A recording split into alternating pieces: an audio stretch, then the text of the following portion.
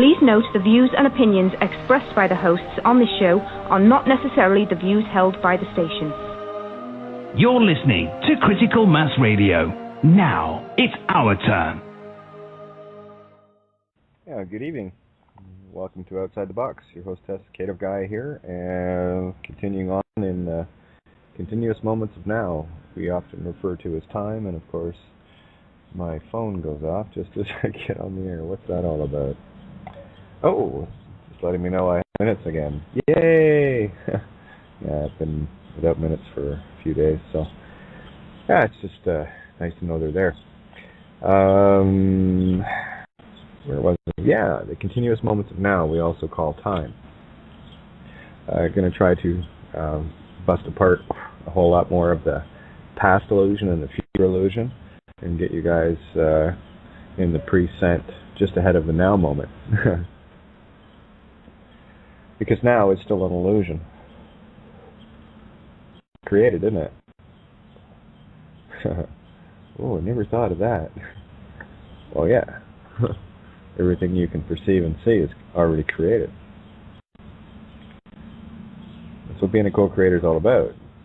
You know? Just thought I'd share that little gem. Yeah, the crazy shit I think about all day. Anyway, what a weird weekend. Thanks again to everybody that sent their good wishes along. I sent out a post in Facebook and, of course, through the Skype groups. It makes it rather difficult to remain focused, and be blunt. Not quite sure where my brain is tonight, so I'm just kind of going to lean into the void and see what my fish hooks can grab tonight. Did want to come back to the story regarding the Pope being gay, be it satire or otherwise. Did you miss the allegory? One of the things that, at least I find anyway, I find it getting more difficult to separate between, what is literal and what is allegorical in the now moments, right? And it's a very fine line. It's putting the complete trust back in yourself where it has been completely destroyed, or not so much completely. Some of us still manage to figure it out. I would hazard to say that all 7 billion people on this planet still have a level of trust of themselves. There might be the odd one or two that you can't trust because they can't even trust themselves, right? Caught up in the program that much. So when you are looking at the illusion of past and future, what you're doing is looking at things that were already created and things that have the potential to be created. This whole reality that we have, we're gonna play a whole lot of hacking reality games over the next day or so, I'm sure. But this reality that we're in is one that has been manufactured. And I'm going to go back to my previous comments with regards to the Egyptian god thought, or thought. I prefer to call it what it is, thought. Poison of thought. And for me, that poison is putting, look at the Masonic motto, order out of chaos. And chaos is a bad thing. Superliminal creation, I don't see that as a bad thing. So I look at the whole concept of thought being the setting down of things like phi ratios that can be spotted in the fractals, and it's allowed to spiral itself out. The clues are everywhere. And I'm going to jump all over the place tonight, so bear with me, guys. I will try to stay in the same vein of things. I will stay in that, but it will appear that I'm going to be jumping all over the map. I'm just kind of going with real time here. As the thoughts come in, they go out. So, if you can look at thought, say the original thought to create order out of chaos as being the phi ratio, or the golden mean, upon which all creation in terms of physical reality is constructed. You have other things that come into play there, like pi and and other mathematical aspects. But the fundamental golden mean is called the golden mean for that reason. It is in everything. And that to me was intuitively it feels like the original thought to, take our overabundant divine feminine creative and, mixing it with that masculine intention analytical aspect to create things that will persist. So not so, flighty or whatever. Like that's a bad thing. I don't know. Being flighty is not too bad in my books. It certainly creates a lot of variety. That's the word I'm looking for. So, ver-I-et. And is that ver again, truth, right? Verily. I love the tree of life. Variety, that's a bit of mishmash and what have you. So getting back to the illusions of past and future. See, talking about the Pope yesterday, be it satirical or be it real, it doesn't matter. Because just prior to that, I had also mentioned a cartoon that had come up in one of the Monty Python shows of the big giant foot crushing the pyramids. Now, while that is comedy, who took that seriously? Well, I tell you, when it comes up in a moment now, as far as my desire to see all the pyramids on this planet bulldozed back into the ground from whence they came, would be a good thing. But I see the allegory of what was being said before, as in this, it's funny to look at. Somebody crushed the pyramids, because everyone would be so upset if the pyramids were crushed.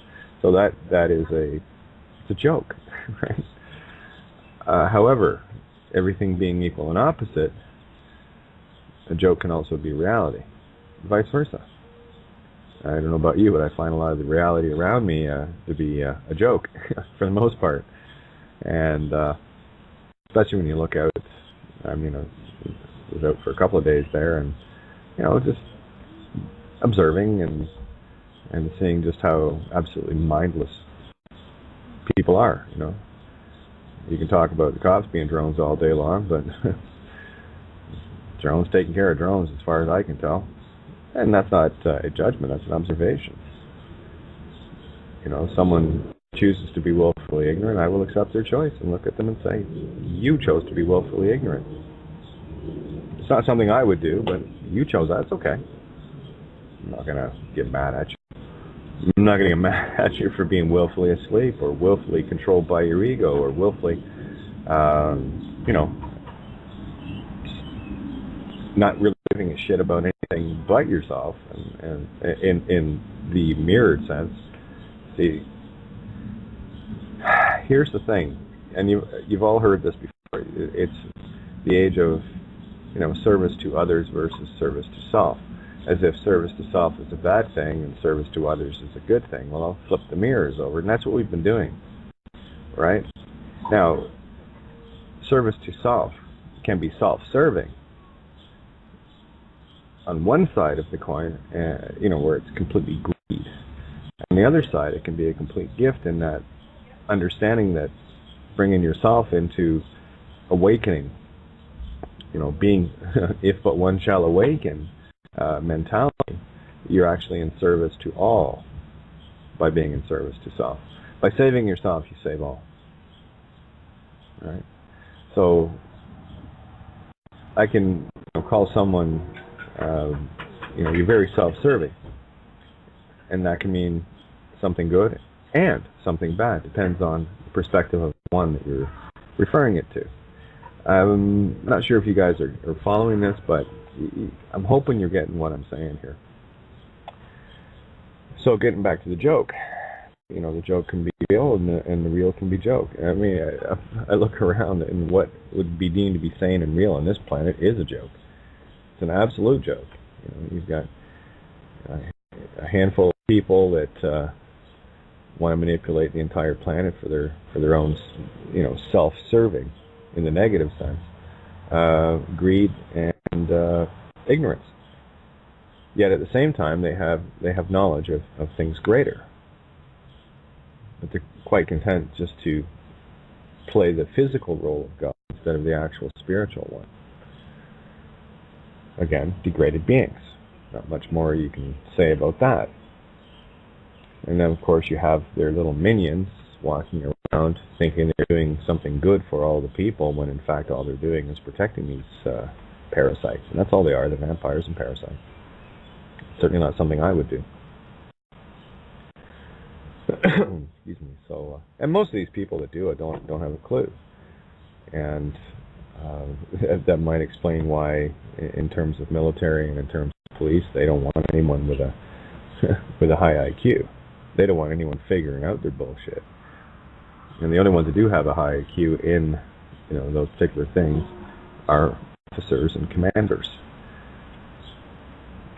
And you know who they're working for. I'm not even sure if they know. But I mean, all these dots connect, and as I've been saying the last few days, all the roads lead back to Switzerland. Every single one of them, Zurich and Bern. So I think it's time to burn Switzerland. Capital. Yeah, just an allegory. The Pope, satire or real, is irrelevant. When you're looking at things in the now, and you've already said that you have eyes to see and ears to hear, universe, what do I need to see and hear? Show me. And when things like that pop up, the allegory is quite clear to me. Rome's done. Rome is done. Rome is done. Whether it's in a joke or a headline in a newspaper, it's all a game here. It's all a stage. So it's very difficult to discern, reality from unreality, so I just simply look at it all the same way. Creation. It all matters. It's all there for a reason. Things for a reason. Some of the craziest coincidences I'm sure you guys have experienced as well as I come out of like, whoa, where did that come from? But it was there. So I don't put any conditions on creation, just as I don't put any creation or any conditions on love, right? It is what it is. As I was explaining, I think it was in the recorded part of last night, for those who didn't get the archive, unconditional love is that. It's unconditional love. Unconditional doesn't mean to say that you're all mushy and lovey-dovey and what have you all the time and just letting, people shit all over you. That's just dumb. Unconditional love is a respect for self and a respect for others. Unconditional. And sometimes that unconditional love might seem like a bit harsh to some people. But then did anybody stop to ask, what was the intent? Or did you just get caught up in the surface aspects of it? That which you could see and based on our own experience that has, like mine, been extremely corrupted. And we're all doing our best to sort that out. It's how are you looking at it? What is your intent behind it? It's not my willful intent to destroy anyone. But I do have a little, special place in my heart for egos. That's where that purple chainsaw comes into place. But, oh, Rory, what a poster, man. That was beautiful.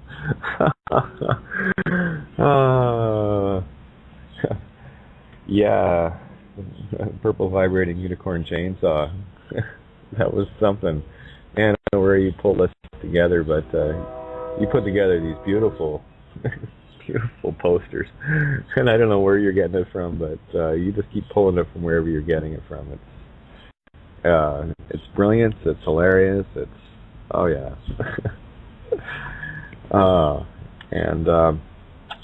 It's interesting. A couple of red pairs of shoes showed up today online. One just before I came on the air here, and of course the red shoes being Dorothy's, right? Click, click, click. And someone had posted on my Facebook earlier today the message that Glenda had shared. So let me see if I can bring that up. Another picture of the red shoes. And just checking on Skype here to see who's tagging in here.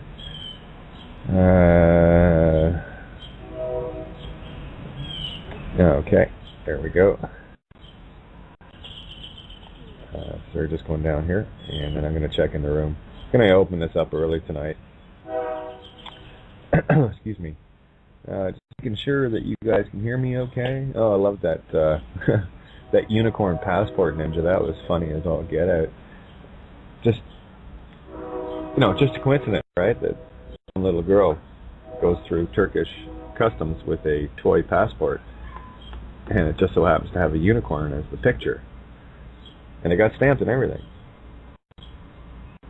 So when you stop and think about it, and have a look at the allegory, what does that say to you? It says something completely different to me. I mean, it's just another indicator of everything coming down, and the controlled fabric of this reality started to shimmer and shimmer and shimmer. And the more it shimmers, the more people are going to see. Because it can only shake for so long before the veils really, really come down, right? So, that was another one too. Someone had posted. I think I mentioned a little bit about it last night, but I would definitely like to touch on it again tonight. Guys, if you're looking for, disclosure or what have you, you're still looking outside yourself, and you're kind of missing the allegory here. All the world's stage, that is the universe too, right? Don't just think planetary here. All things for a reason. I started scrolling down to get this red shoe quote, just to finish it off. I never finish it off, so I want to make sure I get it right. Okay, Facebook's being its happy normal self. Let's see if we got some hands up here. I'm just going to move over. Alright, and I don't get a bunch of callers. Everyone's quiet tonight. What's going on? Oh, we'll just let Kate talk. Oh, happy Father's Day to everyone out there that is. Hey, you got to do what you got to do, right? So, well, I heard from both my daughters yesterday,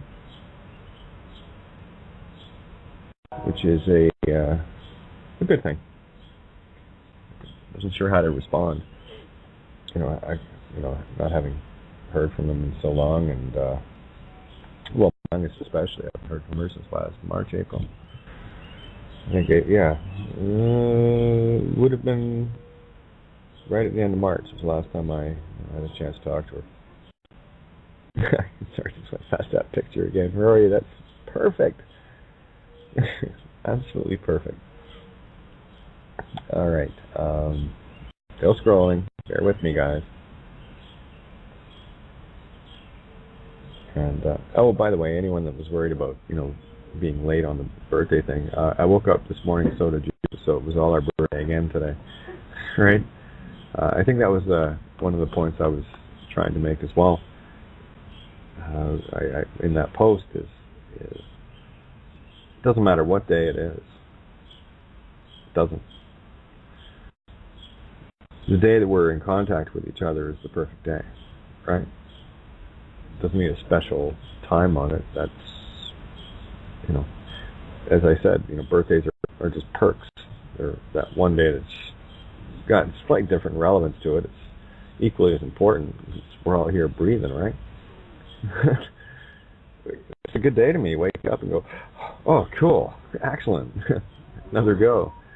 I mean, the first thing I say on the morning of my birthday is, ha, made it, next. Keep going, just keep rolling.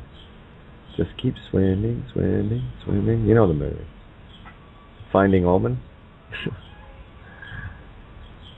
Yeah, they had a version of Nemo. I think they called it Nemo 1 or Nemo 2 and Nemo 3. It's the same thing. Right. Oh, come on, Facebook. I don't know about you guys, but this is deadly slow. Sorry, it's boring me here. I'm probably boring you. All right. Come on. That's it. You gotta coax it along. All right. Not sure what all the dots were for around here, but I'll figure it. Everything for a reason. The dots of creation. Oh, there's the Pope Benedict comes out as gay. No, whether he is or not, doesn't matter. probably diddled a few boys in his day. That doesn't make him gay. That makes him a pervert. All right. Yeah. Don't ever mix that one up, eh? I've had a few people do that in the past. Yeah, I'll tear you a new universe for that mix-up. Promise. Oh, I love this picture. Church of the Cross. On their sign out front. Don't let worries kill you. Let the church help. That was perfect. Oh, yeah. Oh, it was perfect. You know, and somebody had a completely different intention when they put that up there. You know, you can read that one both ways. But there's the allegory. Right? Don't let your worries kill you. Let the church help. See? Mirror, mirror. That's what makes a joke a joke. It has two sides of the same truth. It just depends on what side you're standing on. Oh, come on. I love this new mouse, but yeah, it just wants to. There's a little button on the side here. Let's do that. Little button on the side that moves your page forward, moves your page back, and it's right where your thumb is, and it's really frustrating because I just hit it. Anyway. Are we having fun yet tonight? Oh, there's Lisa. I'll pull Lisa in here for a sec. It's either that or play the song Rescue, one of the two, right? I'm just tired, guys. Yeah, hey Lisa, how are you? What are you doing to me, Kate? Good evening. How are you today, honey? Yeah, good. How are you? I'm good. It's just about the next day now, but same old story, yeah. What? You just pulled me in. I'm just about to go to bed, start listening, and that's it. I'm trapped. Oh, well, sorry about that. I'll lay off. Yeah, reality checks. Right? Well, the truth is real, yeah. Well, yeah, we like to think so. We'll see. Yeah, see, people are still posting, like, I think that's what's happening. I'm trying to get down this Facebook page and keep wanting to refresh itself. It's a busy hour. I don't know where the hell this thing is. It's driving me nuts. But anyway, Glinda, the Good Witch of the North, you had it in you all along. You just had to find the way.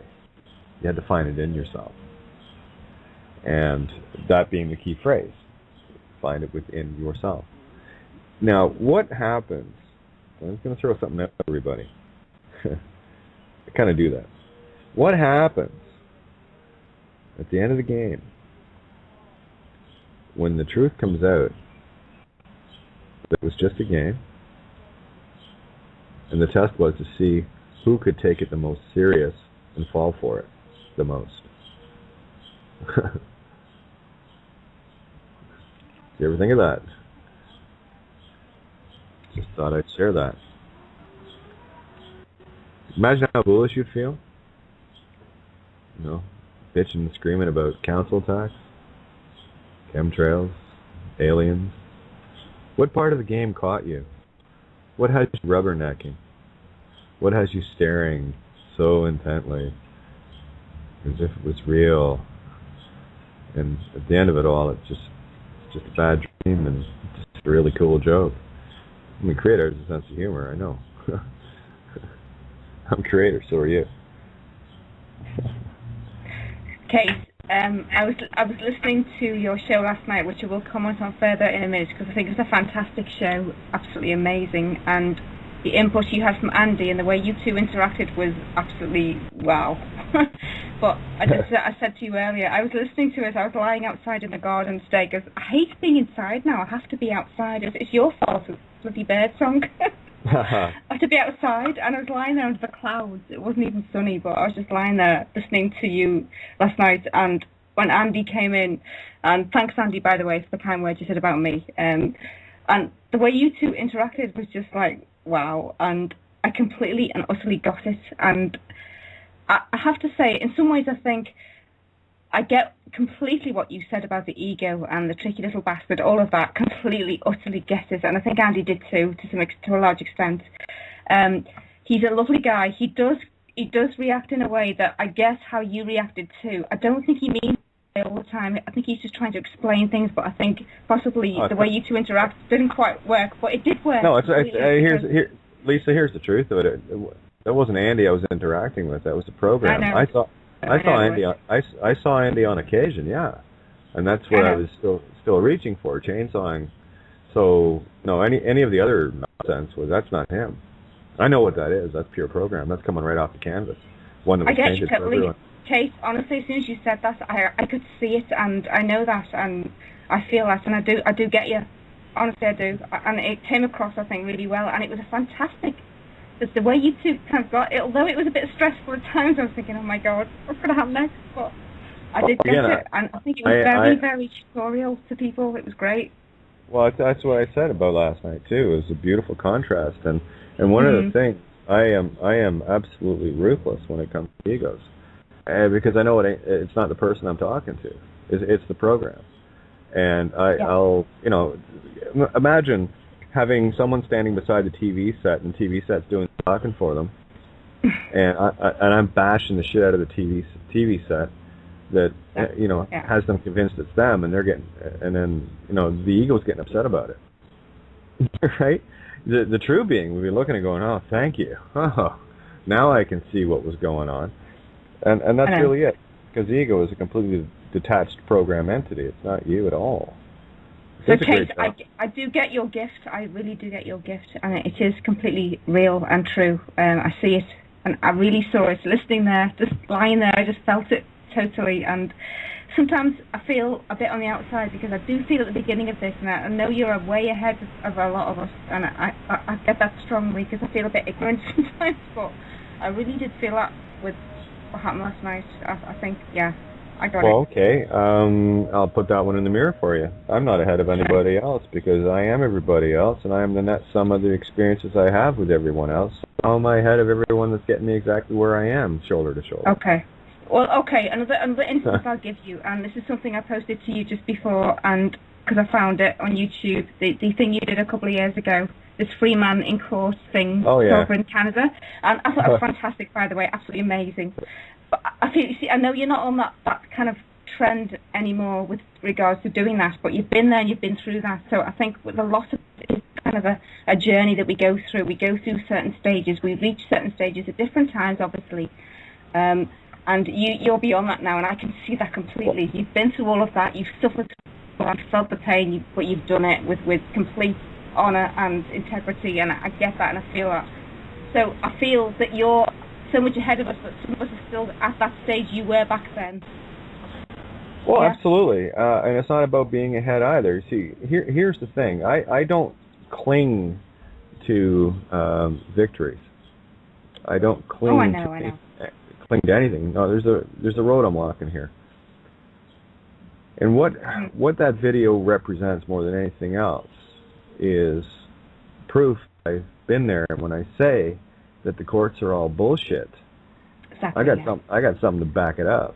Now you take that video and compare it to any court TV show or any courtroom normal happening, and dare to call it the same. I'll call you insane. Mm-hmm. One of these things is not like the others. What is it that you're missing, everyone? Is that a normal thing that just happened there, or is there something? Oh, that's weird. Oh, I better actually think about that. But you see what happens with programs with people. And here's the other trouble with the tricky little bastard, especially for intellectuals. You want to call yourself smart? Good, because I'm going to shred you. Intellectual, I am, and I learned how to put it on the shelf. And all it is for me is it's not the recipe that's in the pot that I'm making. It's the stuff that's on the shelf. Yeah. And I decide what I put in the pot. I decide if it's relevant or if it's needed or not. I decide if I can use it for an analogy to convey a more ethereal concept. That's how I use the intellect. Whereas most people, and I was there once too, this is why I can speak. I speak from experience. I've been there. I know you do, Case. I know you do. I've been the intellectual idiot that I'm speaking of right now. That's how I know what it is. I've been there. I'm like, oh, better not do that anymore. Okay? But it's a tool that's there, and that's what it is now. I'm not the tool for it. It's the tool for me. And that's a big difference. So when we're dealing with ego, intellectual ego, especially with people that are still, fighting it out in the courts because they think they're smarter than the illusion, they're intellectual idiots. So, Kate, what I'm trying to say to you is that everything you do now, I admire you for, because you've done it ahead of us to a large extent. That's what I'm trying to say now, is that some of us are just like getting that bit that you've done like a couple of years ago, but you watch that and you get it, and you listen to you now and you get it even more, because you've been through that, you've walked the walk, you've talked it, you've done it, you've been there. So what I'm trying, it's a compliment basically. I'm just saying, I get you. I get you completely. Well, I'll tell you, the difference between me and Alex Jones, I don't have a producer writing my show for me and give me all sorts of neat, cool ideas that I've never lived. I actually talk about the experiences I have. Cool. I don't talk out of books. I use books for references to give people concepts and what have you, but what I share with people is a real walk. And it's policy for a lot of us. In some cases less than me, in some cases far more. It's not about what it costs. Here it is. But in some ways, the only way that it ever is made real is by what it has cost you learn. Yeah? Yeah.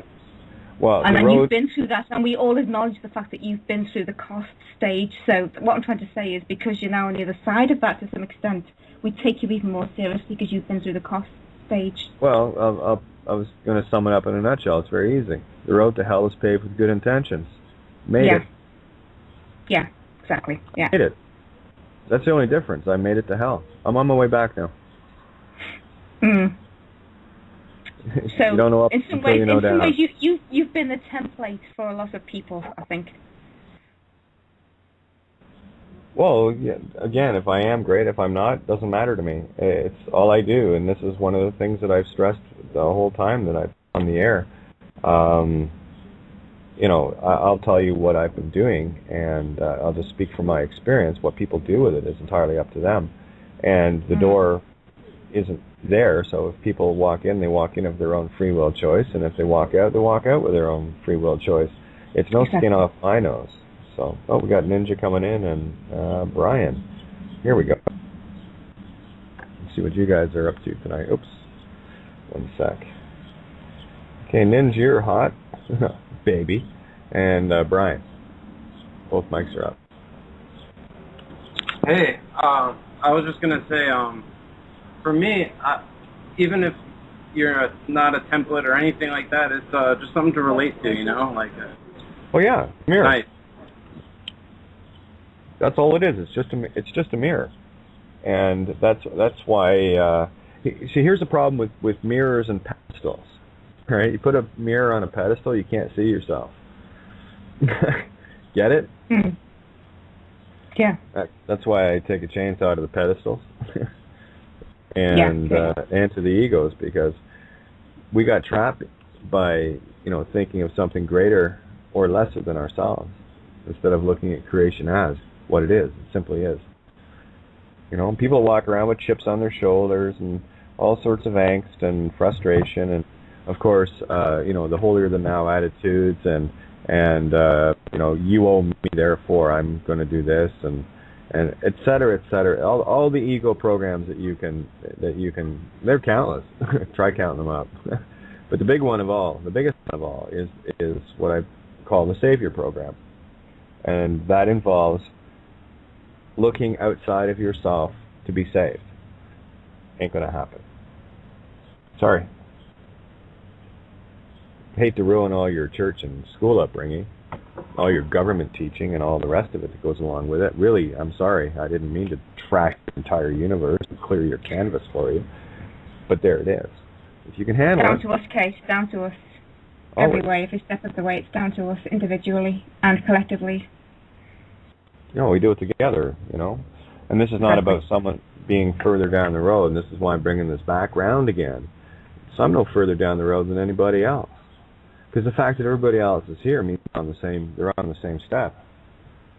How could I be further down the road if people are tuned in right now? Yeah. Yeah. Right? You know, yeah. everyone that's tuned in has got their own perspective that I draw upon, in as much as they can draw upon mine. This is how we do it together. We don't put anybody above anybody. We don't put anything, you know, outside of ourselves to worship. What we do is we go, you're me, I'm you, let's get this done. What do you see? Can I just say that's what makes it real for me, is the fact that you don't take that onus on yourself as to you are sort of telling us. I do get that, I really do. When I'm listening to you, I understand that. I know some don't, but I actually do. I know that you're not saying it's not you, it's through you for us. It's not even through me. This is the thing, and I'm going to break this program now, and I need everyone to get this, okay? Because I've had it happen too many times, and even recently. You know, people say, well, you know, Kate, because of what you said, I did this and that and the other, and it's not my fucking fault. How dare you, you know, how dare you give me your fail or your victory? I don't want either. How about you take that into yourself? Yeah, I feel like people are reminded of stuff that's already in there. You know? Oh yeah, you know, that's what I'm referring to as the icon, right? And the idol. You've got something outside of yourself that you're looking at, right? Thou shalt have no other gods before who? Me. Thee. Take the hint. It's a good one. You know, there's some pretty good stuff in that book if you know how to read it. You know, it's amazing. You got literally billions of people walking around this planet having been reading the book backwards and living it backwards. And what do you expect? Of course you're going to have wars. Of course you're going to have pedophiles. Of course you're going to have murder, mayhem, and chaos and ego and all the rest of it. That's all that literal teaching says, right? You know, it puts someone on a pulpit. There's your icon idol right there. You know, you walk into any religious institution. By the way, institute means no standing. Of course they want you kneeling, right? Constitution without standing, that's the notwithstanding clause. And you guys all fight for the Constitution? Are you shitting me? Moron. Nothing to do with you, and if it did, well, you don't have any standing anyway, so shut up. All right, so but here you go, you walk into these buildings. I don't care if it's a courtroom, I don't care if it's a church, a synagogue, a mosque, whatever. You got someone wearing a funky looking outfit, pretending, you know, play acting I'm the big boss. It says who? Did you Did you have a pee this morning? I'll see you and raise you one. I actually drink mine. You do that? Yeah, it's only what we give them that they are allowed to have. It's only because we allow them to have it. Yeah. Well, would you agree again, with that? We give them that power through our ignorance. Well, that's the whole thing about the simple statement of stop worshiping outside of yourself. That's what I mean. Yeah. The whole society is built upon us going into these different buildings and places to have someone to go, ooh and ah, and oh, look at the pretty robe, and they must be smarter than me. Therefore, there's your ignorance. Ignorance begins with walking through the doors. And I'll tell you, the guys. Hang on, Lisa. Just give me a second here, okay? All right, you got this guy JC, you know, Jesus himself.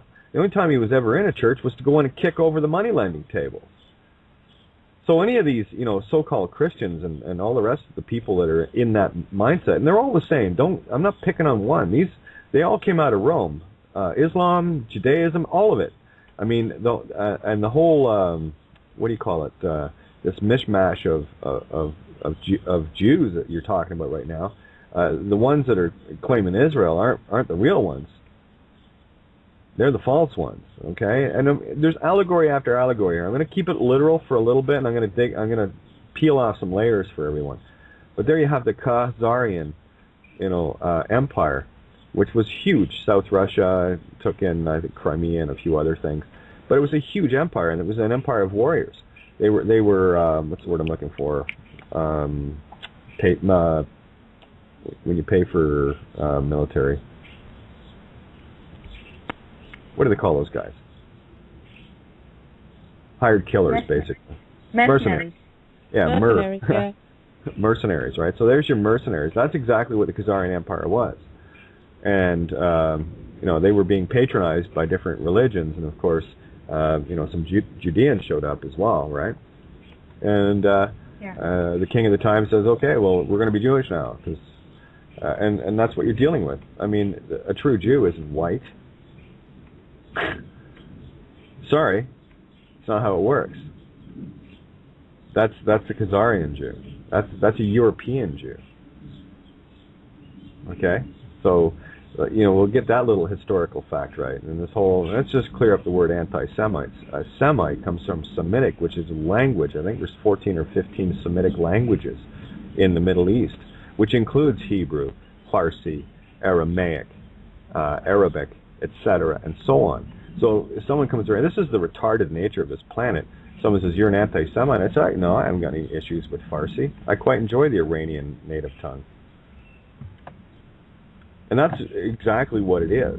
But what has happened is our canvases with these beautiful little parrots called egos that will spew facts and figures because it sounds clever and smart. That's why I tell people I need, if I'm going to have a conversation with anyone, what I need people to do is to shut up their tricky little bastard for 5 minutes and stop trying to think of the next clever thing you're going to say. Because I'll call people on it, and I've done it every time. All right? If we're in the same vein,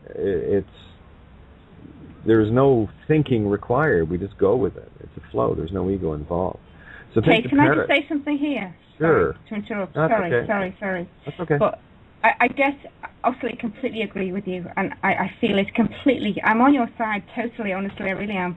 But sometimes I feel with certain people, I know what you're saying about the tricky little bastard. Do you know what? That brought it out to me so much last night when you were talking to Andy. Andy's a lovely, lovely guy. His heart really is in the right place. Oh, he's in the right place. I get the indoctrination. I get the Catholic thing. I totally and utterly get that completely. But sometimes I just think we have to kind of stand back a little bit, just to kind of stand off a little bit to get them to get it in their own time, as opposed to kind of like. No. You show up at my fucking table. You eat with me. Okay. That's how it works. Right? Okay. So you can take your tricky little bastard of pity and all the rest of it, feeling sorry for an ego, and go sit at the other end of the table and talk with someone else, okay? That's how I treat it. Okay, no. You know I'm on your side, don't you? Yeah, I'm with you completely. I don't need. See, here's the thing, Lisa. I don't need anyone on my side because I'm on everyone's side. It don't matter to me. I'm on the side of creation. I'm on the side of light, love, unconditional. I'm not on the side of the tricky little bastards walking around trying to be the next clever Einstein. Of course you're not. Of course you're not. Yeah, but hang on. Look what Einstein built. He gave us the ability to kill millions of people with atomic warfare. What I'm trying to say, I suppose, is from getting some people at the total other end of where you are completely, and some of us better than you are at, is that we have to kind of like. Do you think we have to be a little bit tolerant in some ways to kind of get them to get there? No. Hey, Lisa. Yeah. You can be as tolerant as you like all day long. Go for it. But why are you asking for someone else to do what you want to do? What I'm trying to say is that we've all been there at that stage at the beginning. No. What you're saying is, you disagree, but you're not actually coming right out and saying it. So you're dressing it up in I get you, but. Why don't you just do your thing? Let Kate do her thing. Let me do my thing. Because everything we're doing is valid in and of itself. We don't all have to do the same at the same moment. Because we're all on the same road.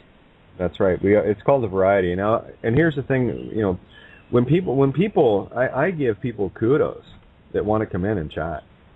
I give them kudos, especially Andy last night. He wanted to come in and chat with me. And what that tells me is that's the real being needing to get that parasite off himself. And people will endure truth to the point that they can or cannot handle it. I promise you, I will take you to your make or break point. If you want to hang out with me, here's the rule, and I'll talk to any ego this way. You pick a fight, expect one. Case, the only thing I'm trying to say is that people are at different stages, and I don't care, Lisa. You've said it a half a dozen times. I'm going to tell you no. Sorry, I am not going to yield. But how can you not accept that you 2 years ago were at a different stage to what you are now? And some of us are only. What did I talk about at the beginning of the show? Was I talking about past and future being illusions? I'm here now, hon. The door is open now. I come at people with what I know now. Because I don't you care are what I ahead of did. most of us. I don't because care. of what you've been Stop. through. Lisa, stop. That's a compliment, by the way. I don't need them. That's a compliment to you, what you've been through. You've been through a lot. I don't need them. That is an ego stroke that I don't want. Thank you. But, Stop painting my canvas. But don't you think people have to go through these certain stages? No, I don't think anything. You see, that's program talking right now. Okay? And I'm bringing the chainsaw out, hon. Okay? I'm going to be real gentle with you. But I'll tell you right now, what you're doing, that's pure ego. All right? So, all right, let me ask you one question. Have you ever been through the ego stage yourself in the early stages? Damn straight I have. And I wish someone... So do you think some of us are still at that stage? Okay, I won't bother answering the questions. Never mind. I won't answer the questions. You ask me a question, I try to answer it, and then you jump in with something else. Sorry. All right, sorry. You asked the question. Do you want me to answer it or sorry, I'm not going to give you. Sorry. I'm not going to give yes or no on these. I can't. No, if people come to my table, Lisa, this is how it works with me. You come to my table, kudos to you. And if you are really ready, you'll get what I'm saying, or you won't. And it's not like I know everything. I don't. What I do know is what I've experienced and what I'm sharing, and the things that most people cannot see, are things that how did that get there? And then I share those things, because these are very, very surreal things. And it's no wonder we missed it, because, hey, listen, we've been trying to figure this out for thousands of years. And I know why now, because everyone was stuck in the illusion, trying to solve it with, this and that other method and technique and process, ascension and aliens and God knows what. Okay? I'm not buying that shit anymore. And if you come to my table, it doesn't matter where I've been. I've already talked about it. It's where we're going is what I'm concerned with. I agree with you completely on that. Yeah. Okay, so, with regards to being, gentle, you start a fire. I'll throw wood on it for you. No problem. All I'm trying to say, Kate, all I'm trying to say to you now, and shout me down if you want, all I'm trying to say to you is that some people are at the stages that you might have been 3 or 4 or 5 or 6 or 7 years ago, and we have to take all those people into consideration, because they're only just learning. Don't we? No, I don't. No, we don't. No, we don't. What part of but surely the fact that you've been through that means that other people have to go through that too, doesn't it? The whole purpose of me doing this is to try to make sure that people don't. Okay. If I stepped on a landmine, knew where it was, had my leg blown off, and there was another one right there, you might find me standing pretty close to it saying, don't step there. You see, people like me walk the minefields because we can. I'm built for this. Other people aren't. I get you. I get what you're saying. But to me, everything about learning is through your own personal experience. Until you go through something yourself, you will never get the other side of it. And it's already was something like you telling us, and God, Kate, we listen to you, you know that. But until you actually experience it yourself, you don't really understand it. Hey, Lisa, you know what I'm listening to right now? What I've been listening to for the last 10 minutes? Yeah. I've been listening to you putting Kate on a pedestal and then kicking her the fuck off of it. Oh, God, I'm not. You know I love Kate. That's what I'm hearing, dear. No, wait. Yes, I am. Hang on. That's not right. That's not right. I love everything Kate stands for. Hang on. Let's turn the notch down a little bit here. I'm plugging the kettle in. Why? Because I can. I'm here. It's my experience. What you're doing right now is looping in a different way, Lisa. Actually, Ninja's right. I'll be a little bit gentler on it. And it's not an intentional. I know where your intent is. I feel it. I know exactly what it is. And for me, it's more of a trying to find the right things and the right words to say, which I find myself in a lot of trouble with, trying to share some of the concepts that I do. But I persevere. I keep going through it. But let me put it into a nutshell for you. With regards to other people, I've said it countless times. I don't give a shit. If you're not willing, the thing is, people that are tuned in right now are tuned in. And I mean that in the ethereal sense. They wouldn't be here because that was the deal I struck over 3.5 years ago with the universe. Send me only those that are ready. And that's what the universe has done. It sends me those that are, at that time, for whatever stage I was at, be it in the free man sovereign gimme game, And I watched all of those guys run for the hills as soon as a couple of things went on. Well, it was the greatest, next best thing to sliced bread. Right after the Judge Bows video, everyone flocked to me. And then as soon as I, started showing them the truth, they didn't want any more to do with it. The only people that came to me were people that wanted something. That was the Savior program running. That's why I know what it is. I've had many occasions, people, showing up and wanting to be, my new best friend, and bring little trinkets, and nothing major, but just appeasements is what I call them, right? Try to make Kate my new best friend, and she can help me get out of this credit card, and she can help me do this and help me do that. Here's the trouble, though, as I was walking down that road ahead of people, I was seeing all the landmines and kicking them out of the way, and seeing the utter bullshit of it, seeing the trap of the name. You can go back to my loveovermind.wordpress.com site, and very early on, I exposed that everything had to do with the name, and no one else wanted to buy into it, because they were still trying to figure out how to, fix this and that with this court. Now, what was going on then is there were many layers, and I was very diligently peeling the layers off and exposing these layers in courts, where the one-trick pony became the one-trick pony every layer. Only a few people got through. It was like the whole UCC scam. There were people that were learning how to use it and getting checks from the UCC, and some cases in the millions. The door closed very quickly, and a lot of those people are, there's a lot of them in jail. They were doing things according to UCC, but as soon as that layer got peeled, the IRS came looking for their money again with interest. Some of it was forgiven. I have a case of one guy where it was 100 and something thousand forgiven, and he'd been sweating buckets for a year and a half because of the threats and everything else. And the next thing you know, he got a letter of, okay, it's the debt's forgiven, blah, blah, blah. What's he do? He goes out and fucking tries it again. That's someone that's never going to get it. They're caught in the game. But the truth of the matter is, all of this stuff is nonsense. And that was the frustrating part for me as I walked ahead of people, because that's all I did. I mean, how many people do you know? And that is solid, a lot more than 8 hours a day for the last 3.5 years, 7 days a week.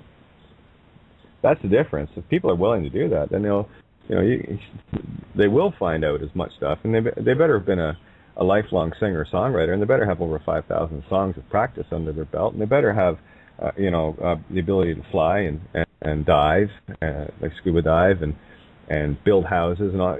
This is the culmination of my life experience, and the bottom line is this: this is my piece of the puzzle, and it is completely unique, just like yours is. So don't put them all in the same place, because the picture will never look right. You got to put your piece where your piece goes. I just have a particular piece, and every piece is equally important, because I'll tell you, you put a puzzle on a table and you take one piece out, what's the first thing you notice? The piece is missing. All I'm after is all the missing pieces. I've got mine. I've got a handful of others too. And the picture is getting very clear. And I know this is an illusion. That's all this is. All right?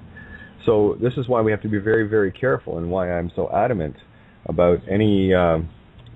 see, until people understand what praise is in its truest sense, I will have none of it. See, because when someone says that, if they admire me, well, I don't need that, because admire means to bog down. I don't need that. That's ego. That's the word. It's in the word admire, to bog down. Admire all admiralty law, to bog down all love. Admiration. It's all there.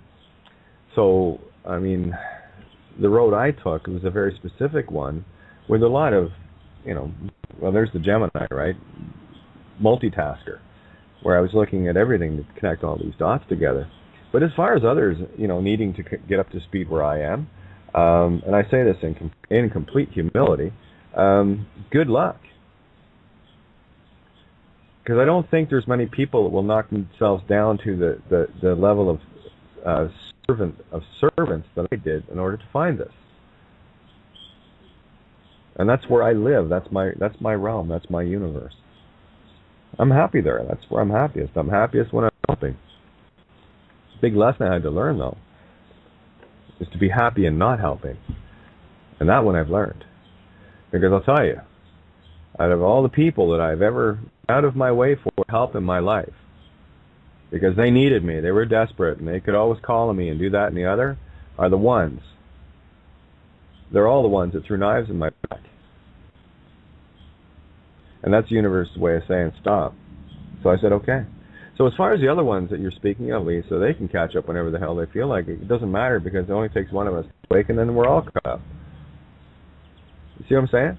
So we can either help each other by keeping moving along and, being self-aware and fixing ourselves in order to get to the awakening of ourselves, or we can bog down others by, being all opinionated and thinking that everyone has to go together. No. Equal and opposite, good and evil. See, because what you're speaking of and what most people speak of is strictly a duality. Well, we want everyone saved, so we have to help everyone. It says no. No, that's the sure way to get yourself drowned. There's the rescue diver concept. Swim away. It's not that I don't want to save them. I care enough about them to save myself, because in that process I'm going to save them anyway. See what I'm saying? Kate, can I say one thing? Sure. Here. Yeah. I'm not disagreeing with anything you say, because I love what you say. I love you. Yeah, I just want to say, do you not think it's a culmination of stages within your life that have brought you to where you are now? And do you not think other people have to go through the same thing at different stages in their lives to bring them to where you are? I will never disagree. You are at a higher point now than most of us, and I get that completely, and I feel that totally, and I totally respect everything you say to a really large extent, and you know that. But we all have to get there through what we go through ourselves, and you've been through it yourself, and I've seen that. I know that. So what I'm trying to say is, in some ways, sometimes I think you are a little bit disrespectful to people that are going through that initial stages that you've been through. I don't mean that in a nasty way. I don't mean that. But I know that. have to go through certain things to get to where you are now, is what I'm trying to say. So we can't knock that with people, because they have to go through. The only way you're ever going to learn is to go through things yourself in the hard way. I'm not knocking it at all, actually. I'm in full support. I know, I just feel a little bit that sometimes that you're a little bit, I totally love everything you do, but you're a little bit quick sometimes to think people have to go through what you've been through in the last 5, 10, whatever years it is, to get to where you are now, because until you go through that, you won't appreciate it the way you do. Okay. Well, okay, here, I'll see if you appreciate this then. Do you know the difference between an ego and the most perfect being in the universe? Sorry, go on. No, I'm asking you. Do you know the difference between an ego and the most perfect being in the universe, and which one would you try to save? I'd never want to have the ego. The most perfect being in the okay. Okay, so here's the next question for you. I'll walk you down the path. All right.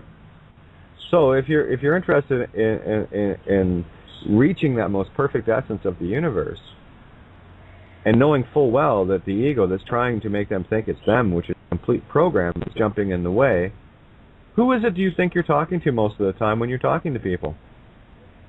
I know what you're saying. Do you know what? This is what I'm saying to you. I don't disagree with you. You're completely right, and I get you. Okay, then here's the thing. There is no harshness in destroying a program. I already put it in the form of a TV. Did you feel bad when I bashed a TV set to death? I know. No, I know. Okay, then don't feel bad when I bash people's TV sets to death, because I'm looking for them, and I know they're in there because they're me. I know that. If there's something in this universe I know that. I know who I am, and that's because I am you.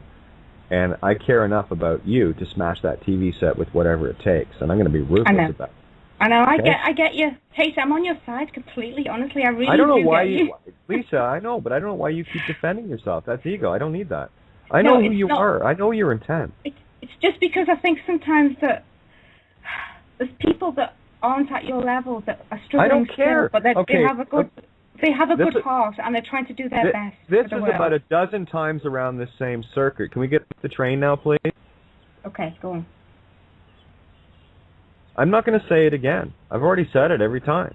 You're still not hearing it. Bust the program. What you're saying to me, Kate, you don't really care about people enough, and you should be more gentle. No, I know you can. Hang on. No, I'm telling you what you're saying. Okay. This is what's coming out of what you're saying. Right? That you should be more gentle and be more open to have more people to help and bog you down and get you all caught up in the dramas of their silly ego programs, and that's what you're saying, hon. I'm saying a chance. I've been there, and I've got the knives in my back to prove it. Okay? That's the difference. Because I guarantee you, I've helped more people on this planet than the average individual. And I guarantee you, every one of those people that I helped screwed me in one way or another. Okay? So, no more. That's very sad. I know. That's very tragic. I know. I get you. Yeah. So, I'm sorry, I am not going to let an ego program in with the, oh, help me, oh, woe is me. Can I just say one thing, though, Trace? Not everyone's like that. I know you've been hurt, and I get that completely. You've been stabbed in the back, and I understand that. No, I haven't been hurt. I have experienced. But there are a lot of people that aren't like that as well. That's a bit of a learn. There are still in the learning stages here that might not be going to stab you in the back, but are just kind of trying to learn, and they're trying to give everything they can to making this world a better place. This is what I'm being too bloody fantastic. Well, I'll tell you here it is in a nutshell, and I'll break it down very simply for you.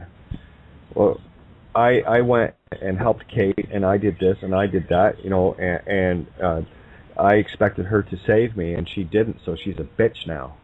That's what you're talking about. Well, that's individual sadness. Yeah, I get that. Yeah. Well, that's Savior program. It's not them. I don't take it personal. I know exactly what it is. People, will come to me trying to cling on to the illusion they've got. They don't want to lose their house. They don't want to lose this. They don't want to lose that. But they're not willing to look.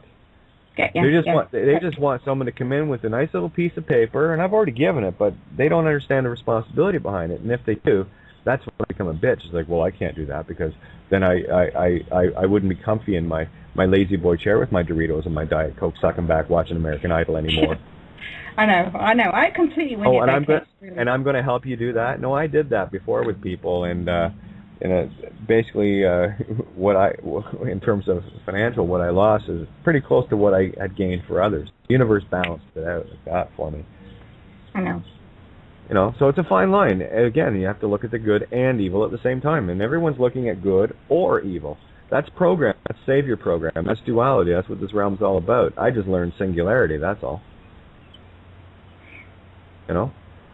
I went through an email my daughter wrote me a while back. I finally, if it's Father's Day, well, I'm going to say it was Father's Day. I'm going to read it. So I did.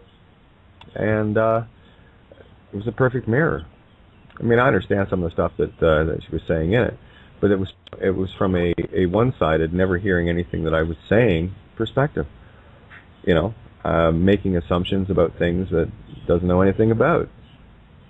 Did you know that the assistant coach that was on her soccer team was the chief bailiff for the courts and was actually a plant to keep an eye on me? Did she know that? No. Why didn't I take her to the soccer games? Gee, I wonder. But, I can't say anything about that. Instead, I take a slap upside the head. You didn't even come to my soccer games because you don't like this and that. Well, okay, if that's what you think, that's fine, but that's not my perspective. And, and I read it again today, and I'm going through it. I've been in a very, very neutral mood yesterday and today. And, 3-4 months ago would have had a more profound effect on me, but I'm looking at it going, oh, yeah, I see the mirror. And it's all good. It's all illusion. It's all designed to distract and take away and what have you. And that's the toughest walk of all, keeping your center and not letting these get to you. Because that's all they are. They're illusions. Like Gravity Falls series says, trust no one. I don't trust anyone. I trust myself. Guess what happens when I trust myself? I trust everyone. Huh? Imagine that. Isn't that cool? Because I'm going intuitively then. It's a difference. That's why, a great example last night was Andy, and I'm sure there were a lot of people going, oh, good. That's what I do to programs. That's how much passion I have to get to the being that's behind it, that is running it, thinking it's them, and it isn't. So if you think I'm going to stop, if anyone thinks I'm going to stop, be gentle, oh, tough love, whatever. No, I'm sorry. I am going to be truthful and ruthless. I will be ruthless in shredding one and ruthless in unconditional love. Sides of the same coin. I know how to stand it on its edge now. That's the only difference. And here's the thing. If anyone thinks I'm going to be gentle with someone's program that's running that some priest or fucking government official put in their head, you go ahead. Ask what you think my answer will be to that. Yeah. Oh, yeah, I'm going to be gentle with the chains of your slavery. No, I'm going to hack them off. Right? This is a jailbreak. Right? I'm in a hurry. I'm getting as many chains off people as I possibly can. I got the chainsaw. What do you think I'm doing? I'm going down the slave galley with a chisel and a mallet, knocking off all the ankle shackles. Okay? Because I'll tell you, when this ship goes down, those that are still chained to the galley go down with her. So I'm in a hurry. And I'm glad when people like Andy show up, because there's someone that's saying, get these chains off me. Now. Okay. And those that are still row your boat, with the chains on, they're just all merry going along, and of course the water's up to their fucking neck, and they're all smiles and everything else. Yeah, go ahead, drown. I'm not going to make your choice for you. That's not mine. I've done that. I've stepped on free will choice. Forgive us our trespasses as we forgive those that trespass against us. I'm good with that. I got it. It's a little bit more. Okay, I'm not disagreeing with you at all in any way here, and I think you're way ahead of the game, and you know that. You know I think that, and you know I know that. But what I'm trying to say to you is that there might be some people out there that are not as well ahead of you, that have just reached the stage that you were at 2 years ago, but with every good intent, they're trying to do their best. So what I'm trying to say is that should we not support them? I know you do that anyway, and try and get them to the next level, of course. So why did you even mention that? Of course you know I support them. Why do you even bring that up? I know you do. I know you do. I know you do. Listen back to this show and hear how many times you said the same thing. And every time I've answered you the same way and tried to break the program, and it's still running. I'm just trying to be human, Kate, that's all. You know why I know the program's running?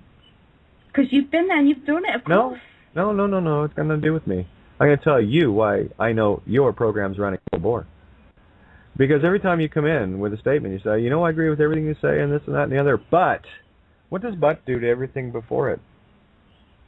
I know, I know. It negates it. It's the program. But is a program word. Lose it. Okay. No, it'll help a lot. Wait, because it makes you stop and actually reassess your position. And you shift your perspective when you do that. There's nothing wrong with saying I agree with everything you're saying. However, there may be another perspective on the same thing. I'd like to share that, because there always is. Right? See, I don't agree with everything I say either. A lot of times I'm working things through because I want to see where this perspective is going. So I don't have an ego. I have no vested interest in anything but the truth. So it doesn't matter to me how I get there.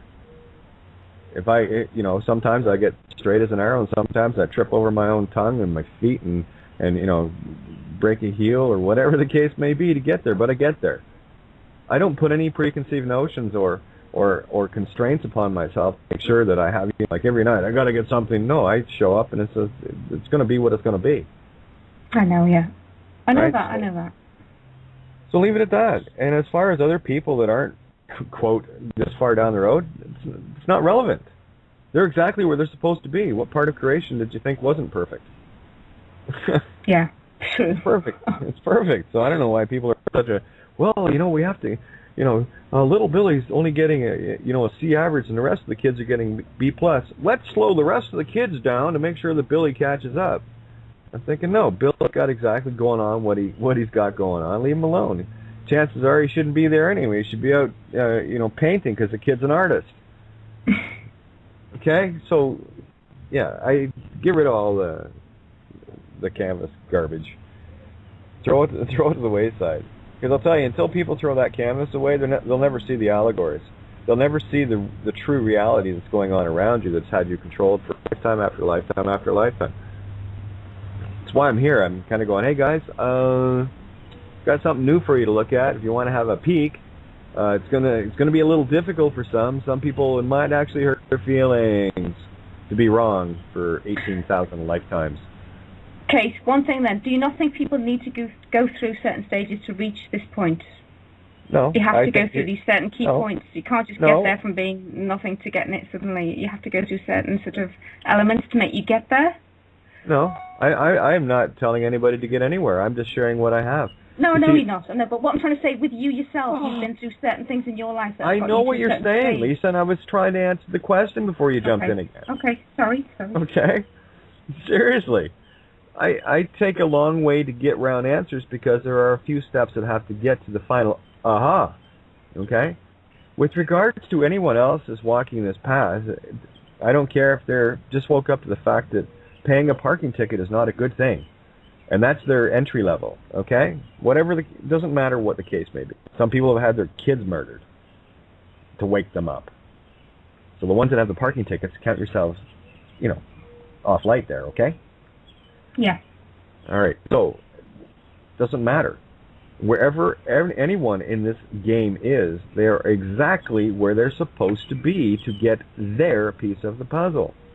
True, yeah. Here's the thing. Someone listening right now resonates the absolute bingo, and everyone wakes up. Because the game's like, oh, yeah, there it is, new game level. Game, we did it.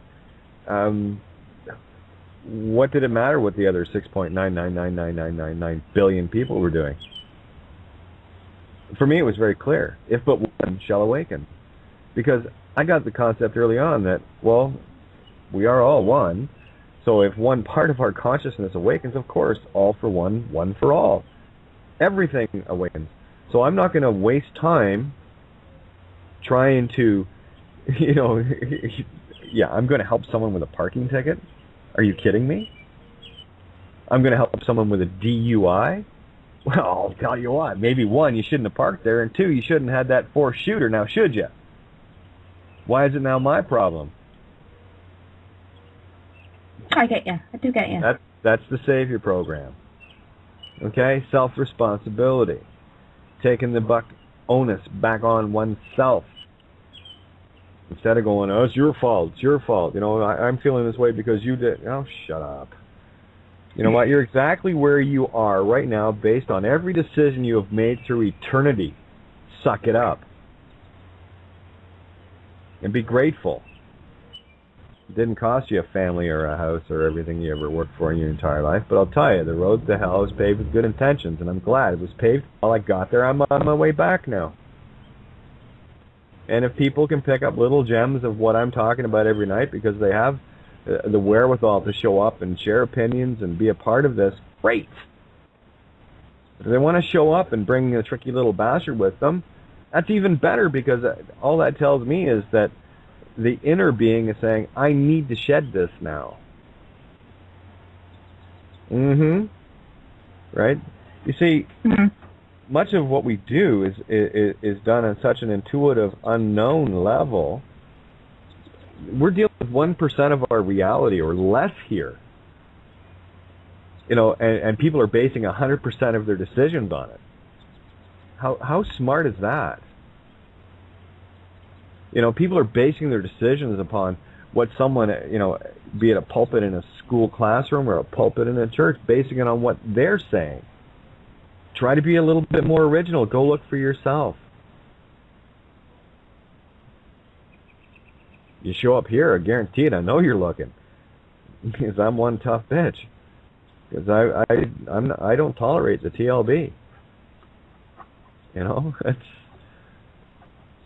It's who I am. If you can't stand the heat, don't sit by the fire. I'm saying, Kate, is that in your past life you've had the TLB, yeah? Yeah, I've said that many times. And I've so even we all have said to overcome that, is what I'm saying, to get to the next stage. Well, again, it's not overcoming it. I gotta beat it up. No. When I talk about chainsaw and shredding, taking it away from the being so they can see it. You're going to have one. You need it to function in this reality. But what happens with most people is the TLB's running the helm, and the being is going, yeah, that's me. No, it's not. Because if it was you, you wouldn't be running into Scylla to have your, rigging stripped and your sails ripped off. You wouldn't be going into Charybdis and getting sucked down every time. That's what egos do. They're exactly. Like a little bastard. I'm not disagreeing with that, Kate. I totally get that completely. I'm just saying we all have to go through that. I think, I suppose, to a certain stage, to get through to the next one. Yeah. Or we don't. Can I say something? Yeah, go ahead, Ninja, because I'm running circles here. I'm still not getting. It seems to me that what I'm hearing is somebody's impression that everybody that's waking up has to travel a certain particular series of steps, and that if they miss any of those steps, there's a problem. Now that can't be right, because we're individuals, we're unique. Okay, we all came in here in this lifetime, in this body, in this family, in this location, whatever it is, for a reason. Your reason's not my reason. My reason's not her reason next door. I don't have to be raped 10 times to wake up. That didn't happen to me. I don't have to have a child murdered to wake up. That didn't happen to me. We're all different. There is no, 12-step program to waking up. Totally agree, Ninja. Totally agree. Well, you're not agreeing with me. No, I am agreeing with you. I'm not saying everything that. you've said tonight is the opposite of what I'm trying to clarify. Hopefully, we'll get there, because you seem to think that if we don't go through this particular step and help everybody on that particular step behind us, that we're losing them or leaving them and not caring about them. But maybe they don't need that step. Maybe they're already going their own way to get to the end that they need to be at.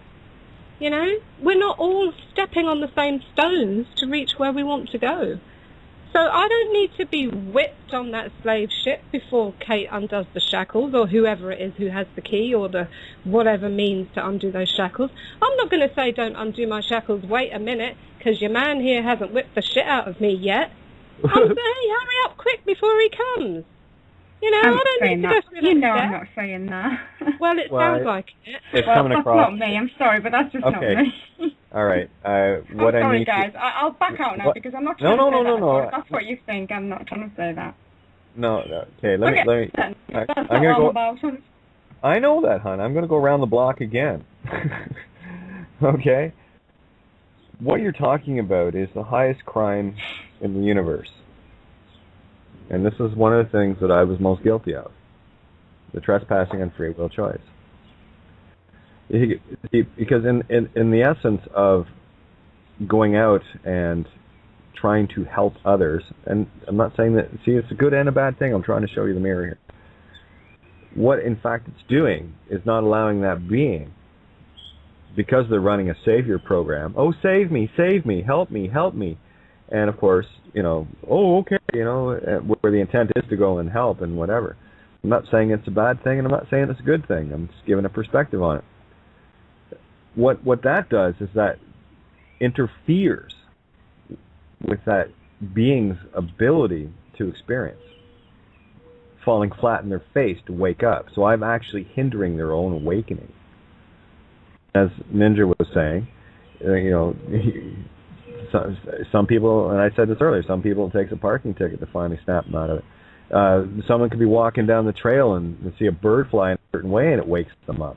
And some people have to have, maybe a dozen rapes or what have you, in order to give them their awakening and the experience and perspective that is required for them to keep walking. Some of us are going to ride bikes to Rome, some of us are going to ride cars, some of us are going to fly and dive, and all the rest of it. It doesn't matter. All roads lead to Rome, but it's still the final,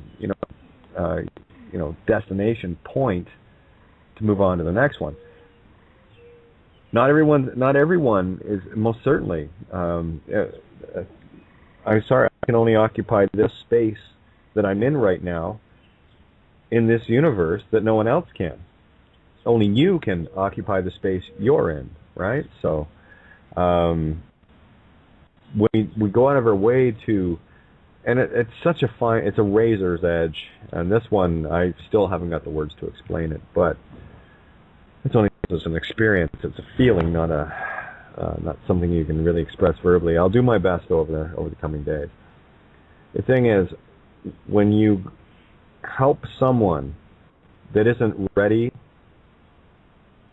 to be helped, this is where the mirror kicks in, right? Where they're just walking through in their victim pity mode, chips on each shoulder, balanced individuals, looking for the easy way out, looking for someone to crutch them or carry them or rescue them or whatever the case may be. It doesn't really matter, okay? You're impinging on that. So the razor's edge here is spotting that, saying, oh no, that's someone that's just a user.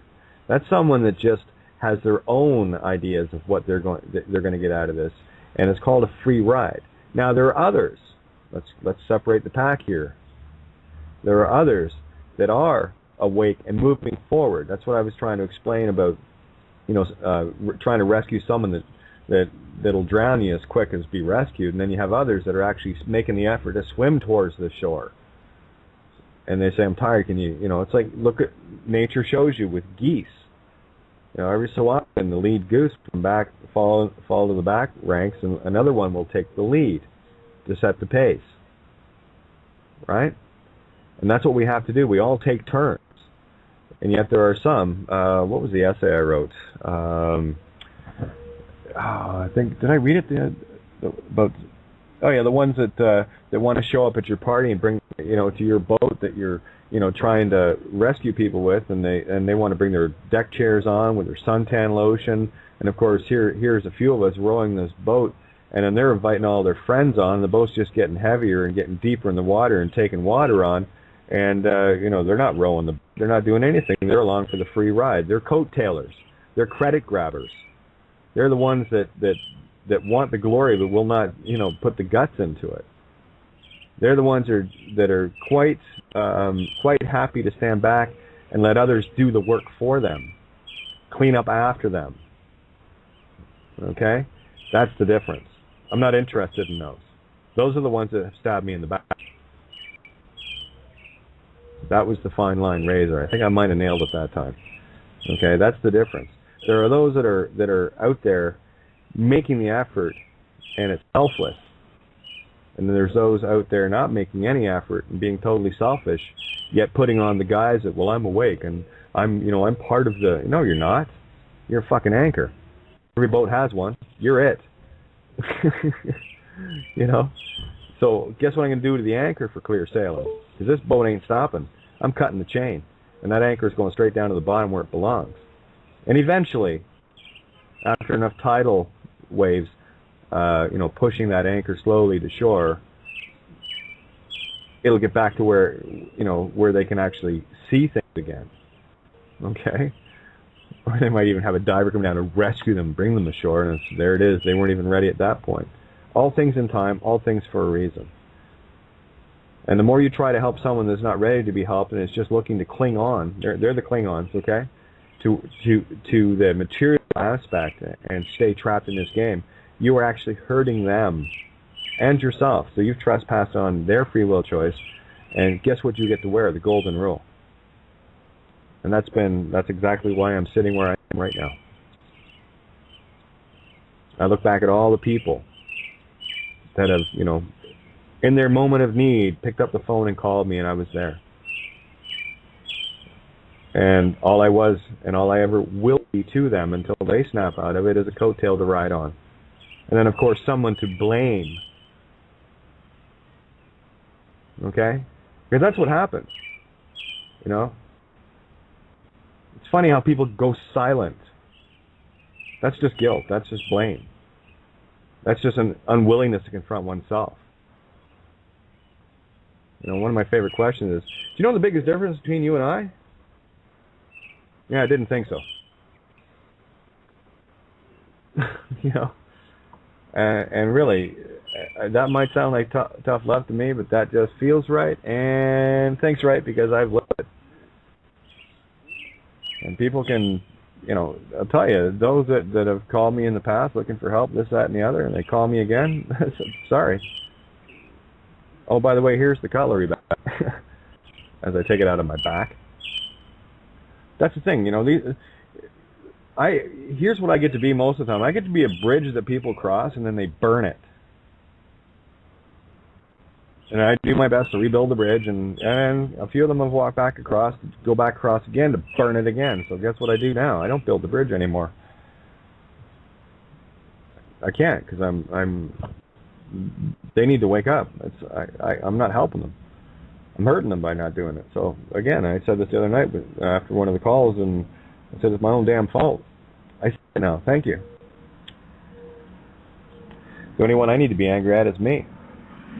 And of course, now you tell one of these victim heads, backstabbers and coat-tailers that, and they think, I knew I was right.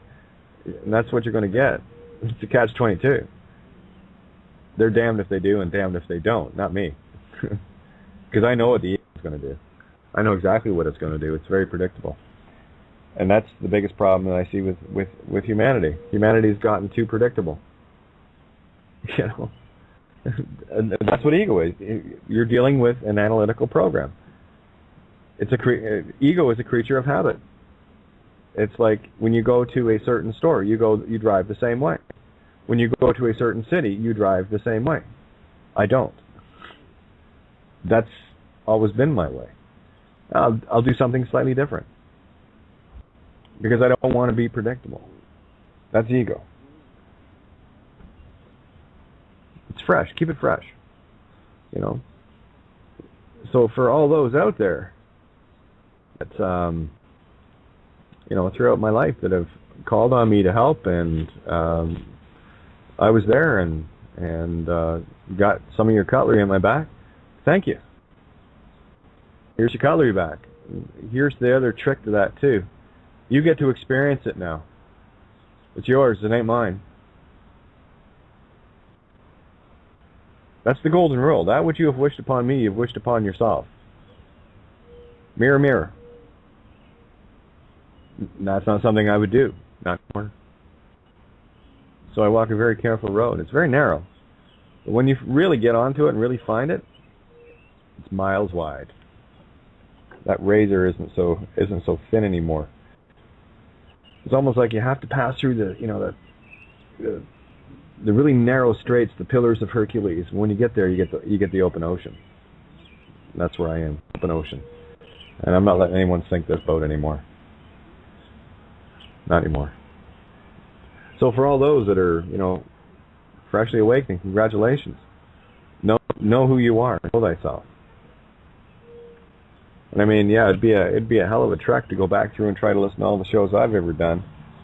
But I tell you, if you just listen back to the last 3 months, you got all the answers you need. All of them. They're all there. I'd say in the last 2 weeks, there's enough information there to take anyone from damn parking ticket to ta-da! If they're ready, and if they're not, that's not my problem. I'm not going to make their existence my problem. Hell, they got me in this mess. Making other people's shitty existence is my problem. Not doing that anymore. That's called insanity. No. Like I said, paved the road to hell with good intentions, and I'm on my way back. And here's the neat thing. All those people that I saw on the way there, I'll never see them again. It's a different road now.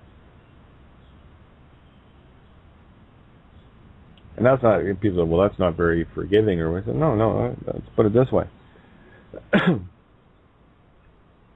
If that individual, and I can feel this now, this is the joy of being this way, that individual truly awakens to what they've done, and to what they have been doing, and the program that they have been caught in, like me, and come to terms with it, and see it, well, they don't have to explain it to me. That's why, Lisa, you don't have to say anything to me. I already know what your intent is. And the words don't always work. I guarantee you that. And generally the words are very atypical of an ego program that has to run. And that's okay. I've been there, done that. Got a t-shirt. Got rid of that, trade it for a tank top. Moved on. It's all good. No worries. Yeah, I don't take anything personal. And I'll be very quick on the uptake when it comes to, how would you put it? An ego angle coming in, right? And guess what I pull out? I pull out the TLB. I go, here, come on, you take care of this one. Oh, goody, goody. It's a nasty little bastard. He's penned up all the time, eh? It's like a rabid dog kept in the corner and not fed. And then I show it fresh meat. It'll feed. And then I'll put him back in his cage. Right? Will I apologize for that? No, apologies are for fools. There's no need to apologize. Everything's perfect. Everything is as it should be. All things for a reason. And the only true blame that can be had there is you can't see the reason. It's not the reason's fault. Right? And that's all I'm trying to do is push this along at my rate for things that I can uncover, and I got to tell you, there's been a lot of shows in the past there that I'm thinking the next day going, oh God, I wish I had, because that's, we can call that compassion, but it's not. It's still that guilt thing with the ego, which you got to get rid of. My compassion will always speak louder than that. But those are always the ones that people text me going, awesome, blah, blah, blah, blah, blah, blah, blah, right? And I'm thinking, well, okay, Kate goes on a bitch rant and, pulls out the three-headed fairies dog. Hey, there you are. Pulls out the three-headed fairies dog. Hey, there you are. 407.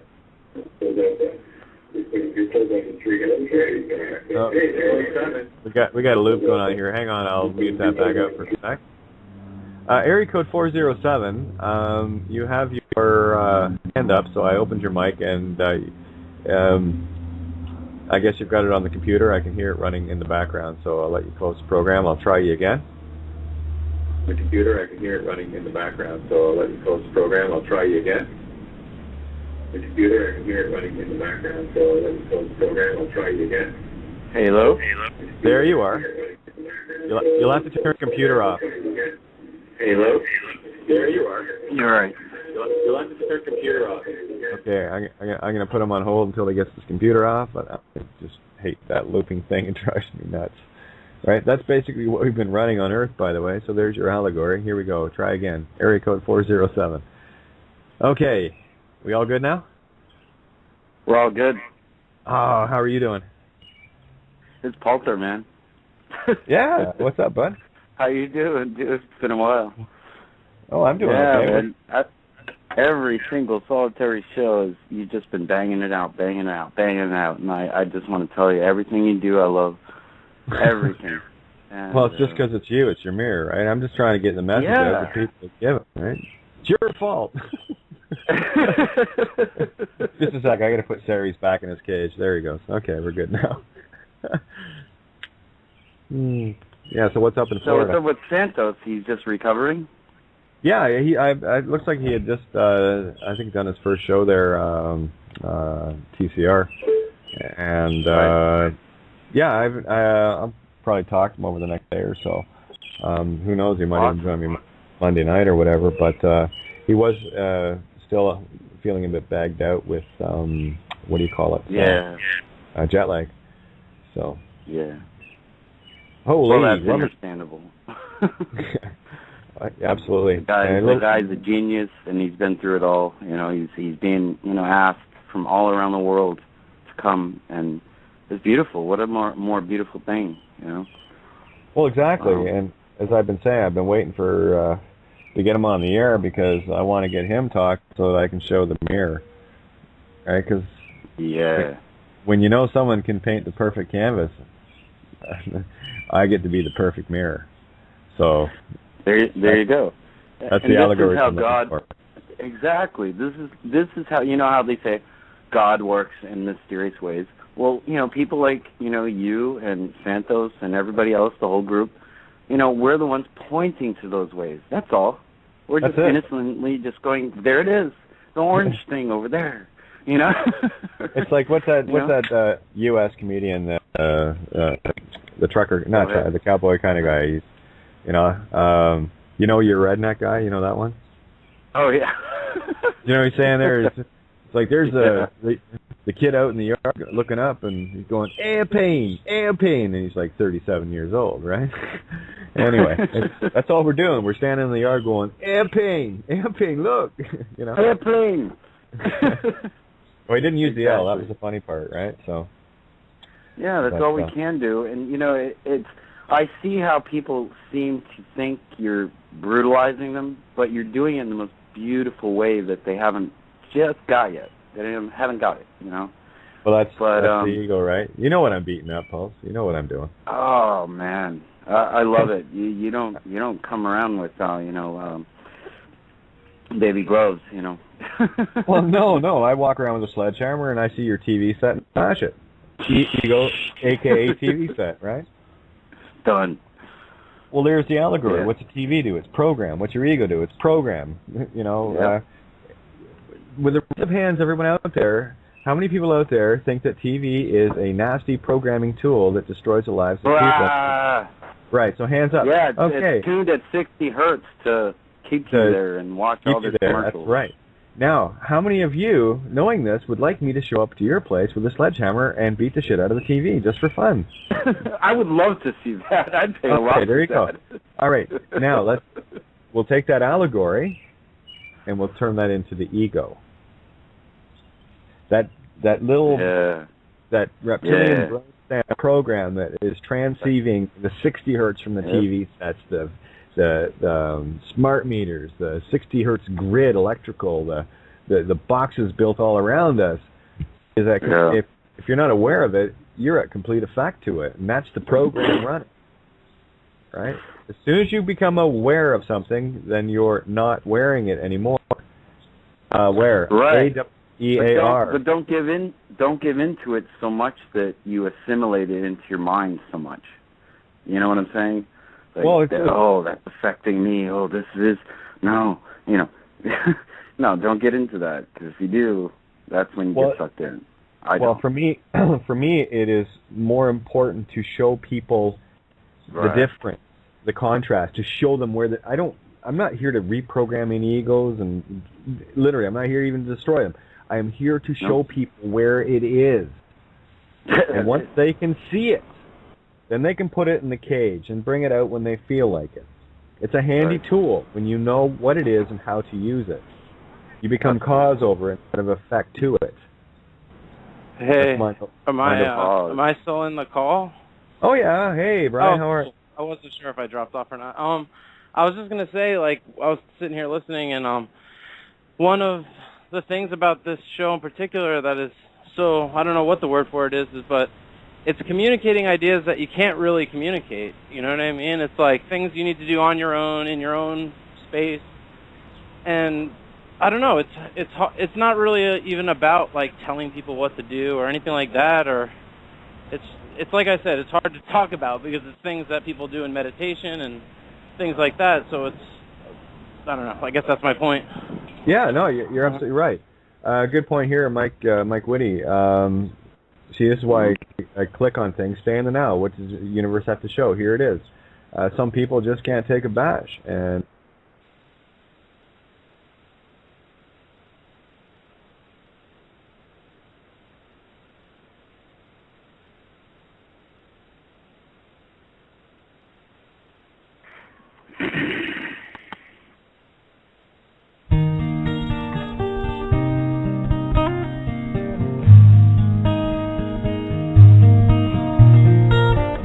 I've never seen before my eyes this dream. I've never known what makes this child to see. Like tears from a mountain pouring gently to the sea, a curiosity. Will you dare to touch my soul? Is love so frail that we can't hope to be more than we are, more than our hearts hearts can see. And if for any reason on this field of broken dreams we stand to lose it all, then for you, yes, I do it willingly.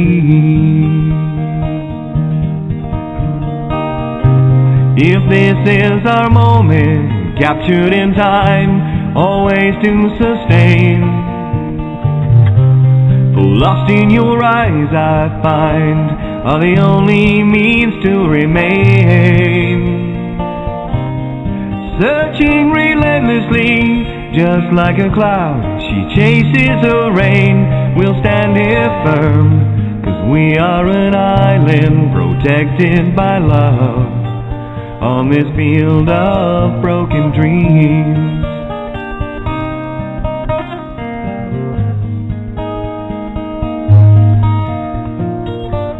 It's never clear, this path of destiny. That's why we're here, to find our need to be. Elusive as a rainbow, we can try to steal her gold, but she'll give it willingly. Will you dare to ask her though? We'll find a way, we must believe in us. There'll come a day, we'll soar, and when it does, the sky will have no boundaries. I will challenge every sea, I will never lose this dream. 'Cause for you, yes, I do it willingly.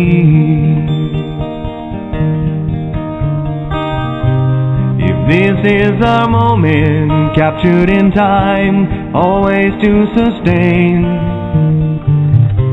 for lost in your eyes I find are the only means to remain. Searching relentlessly, just like a cloud, she chases the rain. We'll stand here firm, 'cause we are an island protected by love on this field of broken dreams. On this field of broken dreams.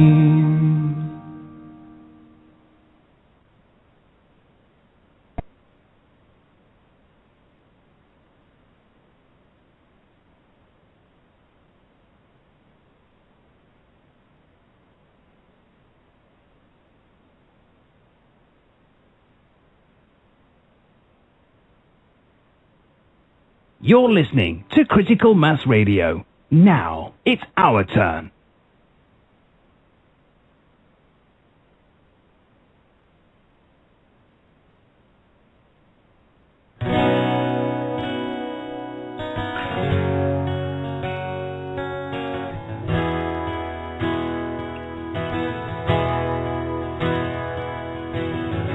From somewhere like a dream, your world washed over me and took me far away, so very far away. Made sense of all things wrong, gave hope where all was gone. What do I need to say, really need to say? Your eyes are all the words I need, wanting nothing in return.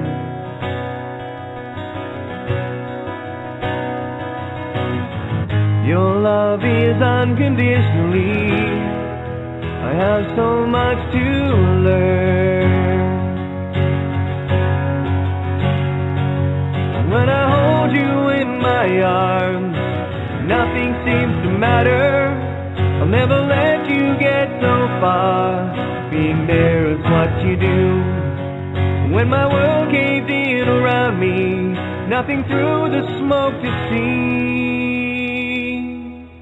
There you were still standing like an angel, holding on to me.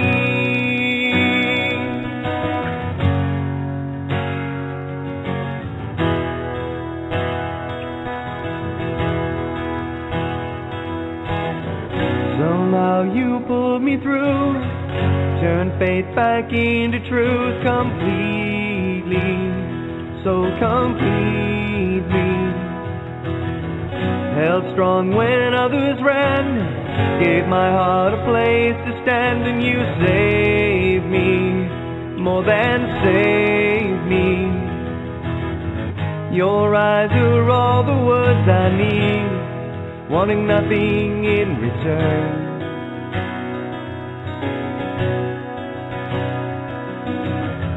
Your love is unconditionally. I have so much to learn. And when I hold you in my arms, nothing seems to matter. I'll never let you get so far. Being there is what you do. And when my world caved in around me, nothing through the smoke to see. There you were still standing like an angel, holding on to me.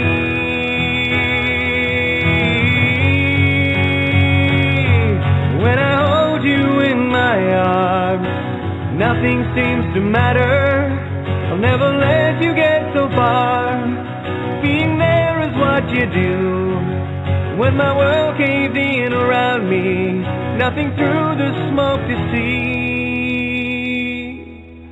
There you were still standing like an angel, holding on to me.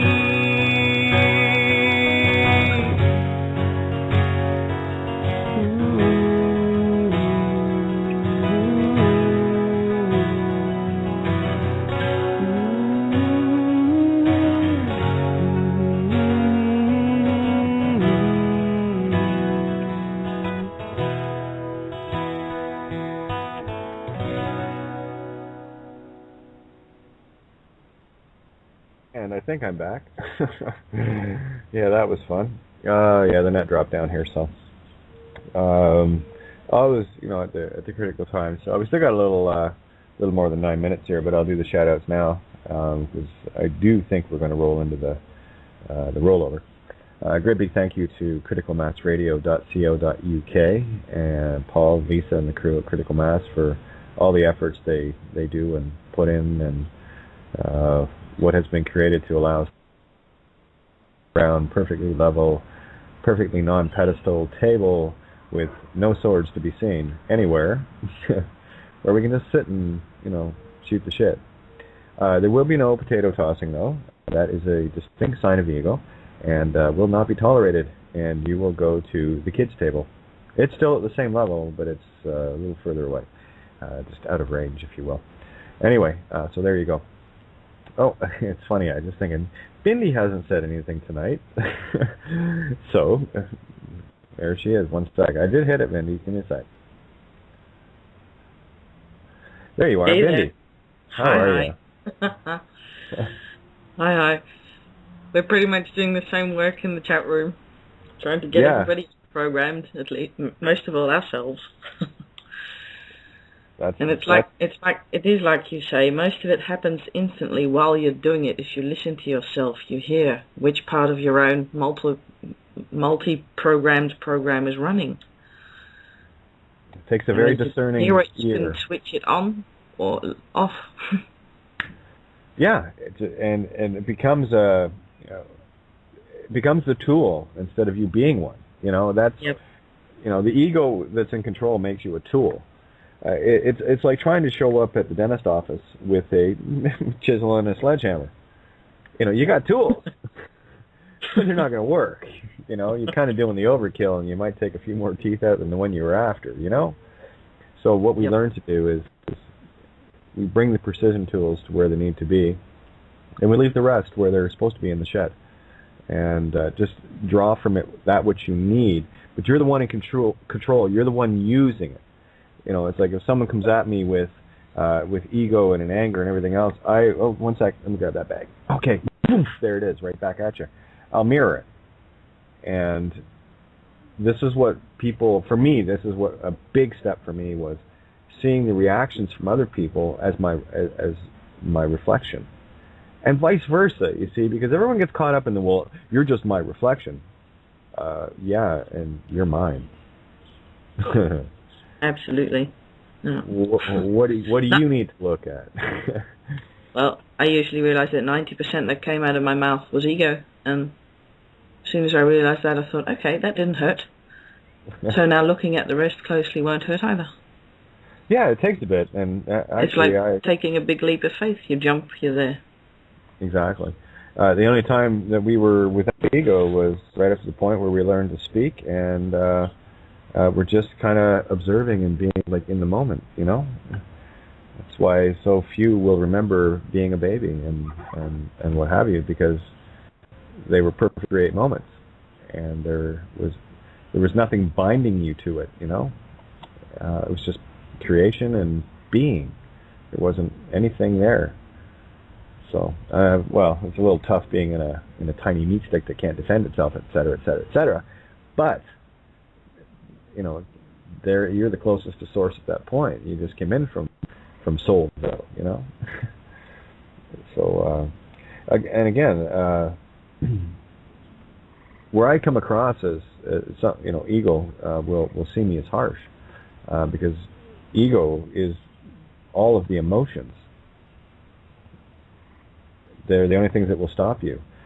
In unconditional love and unconditional creation, there is no emotion. There's only motion, love. And it's accepting of all things, good and evil, for what they are. And they're polarized positions, they're contrasts, and they're things that we as, you know, separate perspectives can look at and say, that's something I would do, or that's something I would not do. And that's it. I can make it more complicated, but those two questions answer it all for me. It's like, no, that's not something I would do. And the things that I have done, you know, that I thought were, you know, good and helpful and all the rest of it, I've learned that, you know, some of it's good and some of it, depending on the situation, right? It's becoming more discerning of the tools that you have and what you're going to use at any given time. And that's not an easy one. And we all have our own paths to walk on that. Yep. I mean, you had yours. Here we are all at the same table, and I know very little about your life experiences, but we all came to the same table, so something's got to be working. No, I just say it. Yep. But no, it's with me. It's about intent, and where I see a lot of people, including myself, I stumble on words many times. Where I see people stumbling on words, trying to get across what I've already felt, quite frankly, is that's ego. That's just ego saying, well, you know, I get it. I feel your heart. It's okay. It's like, you know, how some people can be impatient, right? And they'll feel stressed out because, let's say I show up somewhere 10 minutes early, or when someone's in the middle of doing something. The first thing is, I've got to get this done and that, and my attitude is this. You know, all I need to know is what I'm dealing with, and if I'm waiting, then that's okay. I'm waiting. It's nothing to do with you. I don't know why you're getting so bothered about it. You know, if our appointment was in 10 minutes from now, I'm good. Just because I'm early doesn't mean to say you have to be early. That's what ego does. Ego seeks to justify and position and you know, it's craziness. It's absolute craziness. What am I dealing with? Just tell me what I'm dealing with. That was what it was like on the job sites. You know, I'd show up on a site and the guy's there, and you'd see someone that's got this sheepish look or whatever, and they're afraid to tell me something screwed up. And I was like, well, what are we dealing with? What's up? So, well, this happened and this happened, and we got to do this. And I said, yeah, so do it. It's happened. I don't know why you're stressing about it. It's spilled milk. Stop crying. Let's clean it up. let's keep her going. You know, I have no preconceived notions of anything. And after a while, you know, especially guys that worked around me for a long time, the sites were very calm. Very little ever went wrong, and when something did screw up, it was never anything major. No one got out of shape about it. They say, yeah, well, this happened and this, and we're going to do this and this and that and the other, and it's going to take us maybe an extra half hour. Fine, great. Carry on. Reminds me of my day job. I'm a social worker in Daylight, and every time a client comes to me and says, yeah, but I can't fix this and you have to help me, I have to be very aware of the whole savior, victim, prosecutor program triangle. And the first thing I try to help them see is that they are not their problem. So if you don't identify with it, you can look at it. But so long as you keep identifying with you are the problem, you're not going to see it. Yeah. And it'll keep persisting. That which you resist persists. You know? So I got this thing 60 seconds going off in my ears. Anyway, I should mention to people, anybody that wants to be in the show, you better get on it. We're a minute left here. And you can call in area code 661-467-2401 or Skype in. And there you go. Or those that wish. It's just me on my call right now. I can handle a couple of people I can pull in with me as well. So there you go. Oh, did we lose Ninja there? Let me just see. Oh yeah, she's down at the bottom. Okay. Yeah. So what other thoughts you got, babe?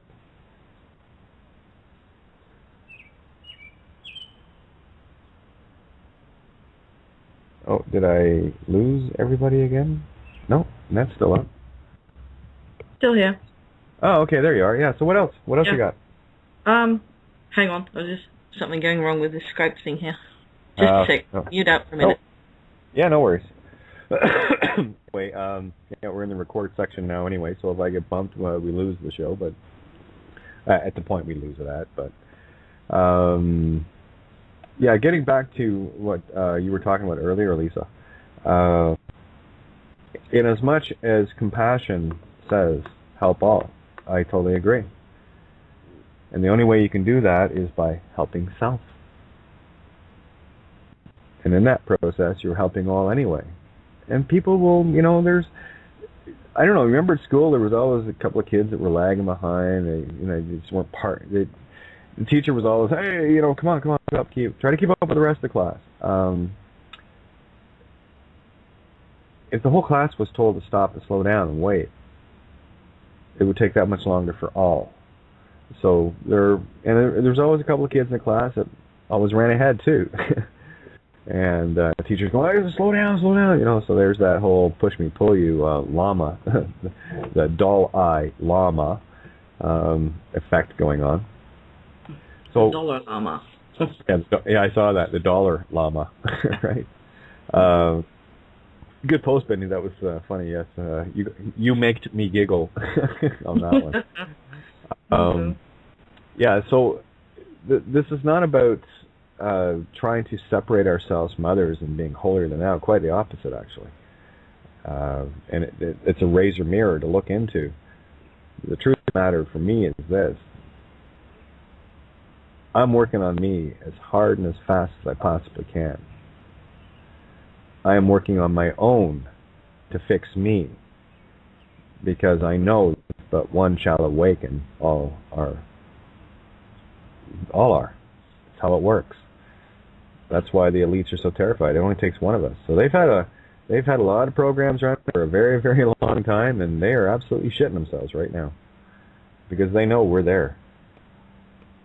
And when I see satire, jokes, or whatever the case may be, I'm looking at it. I'm looking at everything allegorically, going, Rome just fell. Good. And see, here's the thing about creation itself. It's been referred to as a subconscious. I don't like putting labels like that on creation itself. But creation is completely neutral. It is completely open to all possibilities. You know, some will say anything is possible. No, everything is possible.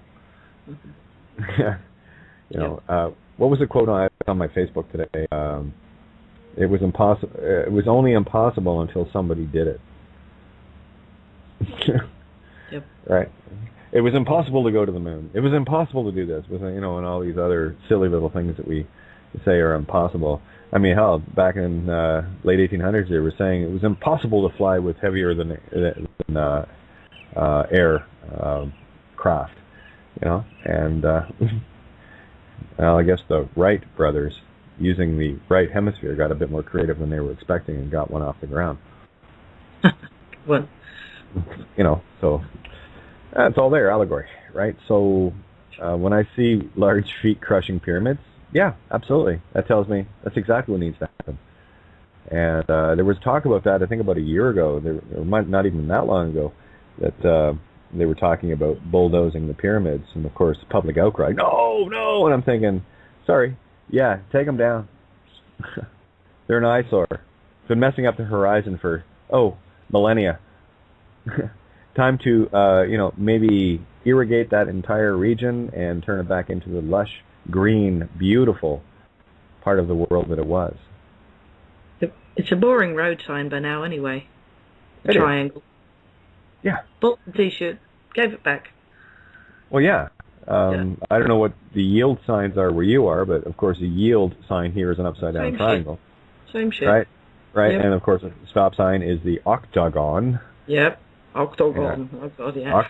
Oh yeah, octagon. I had a chat with that bloke last week. God, shouldn't have. With Sean? Is that his name? I don't know, Yeah. but no, the one that posts all the octagon. Yeah, that's vid- Sean. Yeah. Oh well. What? Never mind. Did you have a Skype chat with him? No. On the YouTube outlet, the videos. Yeah. You've got some great information. Yes. I already know what you're thinking, and I'm right there with you. Mm-hmm. There's just something. I'm not sure. Can't put my finger on it, but it's.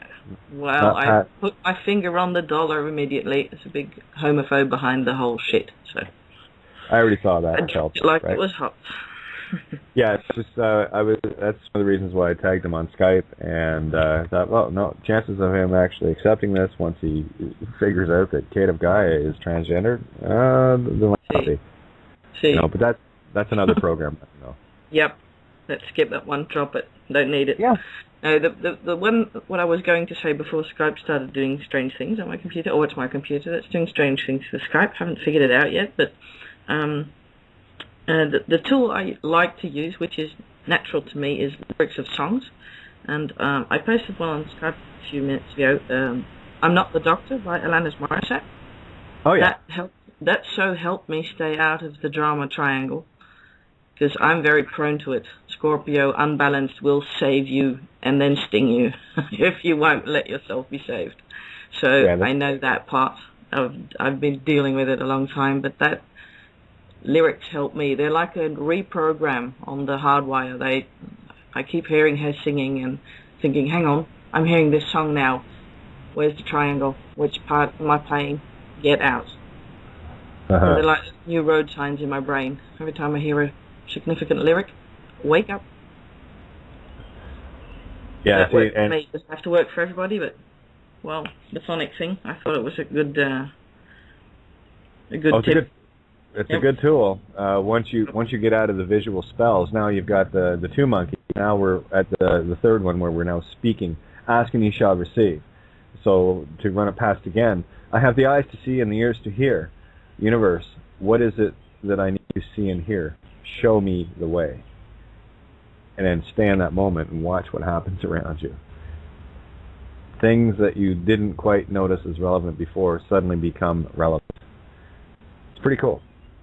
Yeah. All the clues are there. Pretty wild, eh? You know. Mm-hmm. Yeah, and that's the thing too with you being Scorpio. You've got fixed water going on, and you probably better than most understand what it's like to come into your center in your actual design. As I was saying the other night, you know, for me being mutable, there's things that I have to learn. I have to learn to be cardinal, and I have to learn to be fixed, right? And anyone that's fixed has to learn to be mutable and cardinal has to learn to be fixed and mutable, right? So it's trinities. Everything for me it's all about trinities, creating singularities, right? Well, it comes after with Gemini. It's a third sign, right? Kind of. The three-way. Here we are again. Yeah, the walking three-way. The walking, talking three-way of truth, you know. Mouthiest tranny on the internet. I was going to say, the one with the biggest gob on it. Absolutely. I've been doing this for too long to not have that rap, but, you know, it is what it is, and I'm okay with it. And me too. I love it. It couldn't be more straight for me. Pun intended. I know, I hear you. I totally hear you.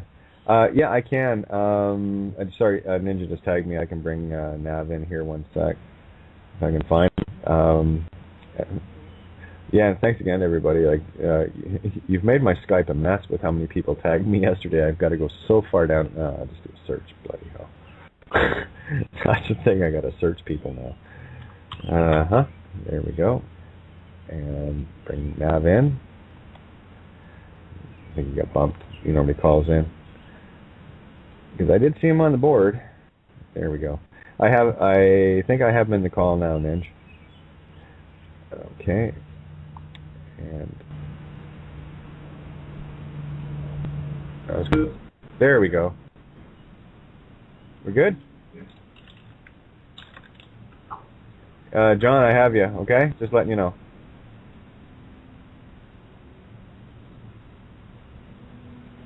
What's it? Okay. That's the bloody mouse again. Back that up. I just knocked myself off. Not off the board, but unbelievable. Press 1. Yeah, press 1. I just gotta open up the board again. Hopefully I didn't lose the... That's this mouse. It's got that little toggle button. At least I know I'm still on the board because I heard you, Bindi. Okay, am I the only one not talking right now, or what? Nope. Okay. Sorry, guys. I'm just trying to get this board reloaded. Waiting for Blog Talk Radio. Yes, I know. It's always waiting for Blog Talk Radio. Great little mouse. I think I'm going to take the pliers to these two side buttons and rip them off, though. Yeah, they're in exactly the wrong place. Right where your thumb can brush against them when you're rolling the wheel. So anyway, Lisa, we still got you. I'm here. There Sorry, you are. I'm mute. Hey, Lisa. Hey there. Hey, hiya. So you got your mouse sussed, have you, then? Finally. What's that? Have you got your mouse sussed? Yeah. It was. I was talking about this yesterday. I managed to pick this up for wireless mouse, $16. It was like uber cheap, and I couldn't believe it. Yeah, so defo a deal. That one. Well, yeah, and it's wireless too. So. But it shuts off after a minute. Did you say? The mouse does. If I'm not using it, it'll shut off by itself. And then I just have to click it, and it turns itself back on. So it's a battery safe. Okay. Yeah, that's pretty cool. No, I like it. And I think let me just pull. I think Michael wanted in the call here. All right. And John, are you going to be talking tonight, or just listening? I guess I can talk. There you go. Yeah, I just wasn't sure if you wanted to, jump in or whatever. So, you got control of your mute in your end, so feel free. And we have Michael in the call now as well. So. Okay, thank you. No worries. No worries. Not sure where I want to go now. Forward. Yeah. No, I'm just trying to choose the direction in which to go forward. So you guys. Southeast. Southeast. I'm gonna head northeast. I'm going to the upper right. I'm going to the upper right ventricle of the heart. Kate, can I ask you a question then? You just did. Okay, I just did. Okay. I agree with everything you said tonight, completely and utterly, and I do. I get you. I do. All I want to say to you is that people that are still on this road and I'm going back again, I know, sorry, apologise, but again, to those that are still trying to sort of get somewhere in the courts with regards to fighting this, you don't feel that's the right way to go now, I know. Is that what you're saying? We shouldn't do this now? I've been saying that for the last 2+ years. I know you have. Yeah, I know, okay. Because what I'm trying to say is that some of us are still, not me particularly, because I'm not doing it, but the people that I know are at this stage within what they're trying to do now. They're getting it. They totally understand how we're being deceived. I've already given people what they need if they want to use it. Did you read the Summons of the Dead? Sorry? Did you read the Summons of the Dead? I haven't read it yet, Kate. I'm sorry. I apologize. Read it and give it to people that are. All they got to do is take my names out, put their own bloody names in it. I've already told you how to turn the tables of the courts over. Sure. Yeah. Sure. Okay. You're not fighting with them anymore because you're saying no. You guys are committing fraud. I know it. And are you trying to aid and abet me into it? Shut it down. Stop playing. Yeah. So as soon as we even go there, we're accepting it. Is that what you're saying in a way? Yeah. Well, the thing is, if read the Summons of the Dead. Okay. If you okay, and I'll put this out to everybody. The documents and the information, it's all laid out very clearly. Thank you, Ninja. It's on kateofgaia.wordpress.com. Go to the Kate's writings and read things like the Invocation of the Cross, the long and short of it, registry letter fraud, and of course the Summons of the Dead. If you haven't figured it out by then, I'm going to get you some warm milk. I'm going to get you some cookies. I'm going to tuck you in because you were still snoring. And you're not ready to awaken, so I'm not going to bother. That's why I do the writings I do. Okay. I've used the analogy before, remember? About the ice water. If you were sleeping and I came in every hour and threw a bucket of ice water on you, how would you like me? You wouldn't. So stop doing it. Now, on the other hand, here's free will choice. If you came to me and said, Kate, I just want to make sure I'm awake. Can you come in every hour in the hour and throw ice water on me just to make sure I'm awake? And I do that. It's a different perspective, different intent. Yeah? Yeah. Okay, yeah. So when you're going out of your way to try to wake people up, you're throwing ice water on them. And they're going to have, the three-headed dog series coming at you and snarling and treating you like the fresh you are. Right? Yeah. That's the best way I can put it. And get off your butt and bloody do it yourselves. I get you, totally. I do. Really, I do. Or don't. You see, I'm neutral. I don't care. I don't give a shit. The only thing that I care about right now is getting my own ass in gear and fixing me. Because I know that once that happens, if I get there first, we're all awake. Somebody else does, great. That's what I was saying last night about it. I'm looking for the resonance on this. Once the resonance of that 432A resonates somewhere on this planet with a couple of the concepts that I know I have, that's the one that's awakened. Yeah. Boom. Game over. In the twinkling of an eye, baby. Yeah, that's how close we are. So now I just plan hurry up and wait. Hurry up and wait, yeah. So... Oh, I think we just lost... Go ahead, Michael. I want some ice water thrown on me. Yeah, me too. Yeah. I need it right now. Every hour on the hour. When you said that, I was like, "Oh man, that sounds refreshing right now." A whole bucket full. Times two if you want. You'll make it extra icy, Excuse me, what? Yeah. Sorry, I'll let you go on. Yeah. No, that's fine. Hey guys, we can't laugh. What we got? Well, that's it. If it isn't fun. Oh, and come on, tell me it's not fun listening to me shredding an ego. Oh, yeah, I love it. Come on. Tricky little bastards and everything. Exactly. Tricky little bastard doesn't stand a chance. You want to come to my dance? You better have your dancing shoes on. It's all funny. I have a good laugh, but I mean, it's meaningful though. I mean, it's purposeful. It's done with the right intention. So right. That's the difference. I get that. Yeah. Oh, okay. No, I just got a text here. See you about 10. Okay. That's my friend Richard coming down.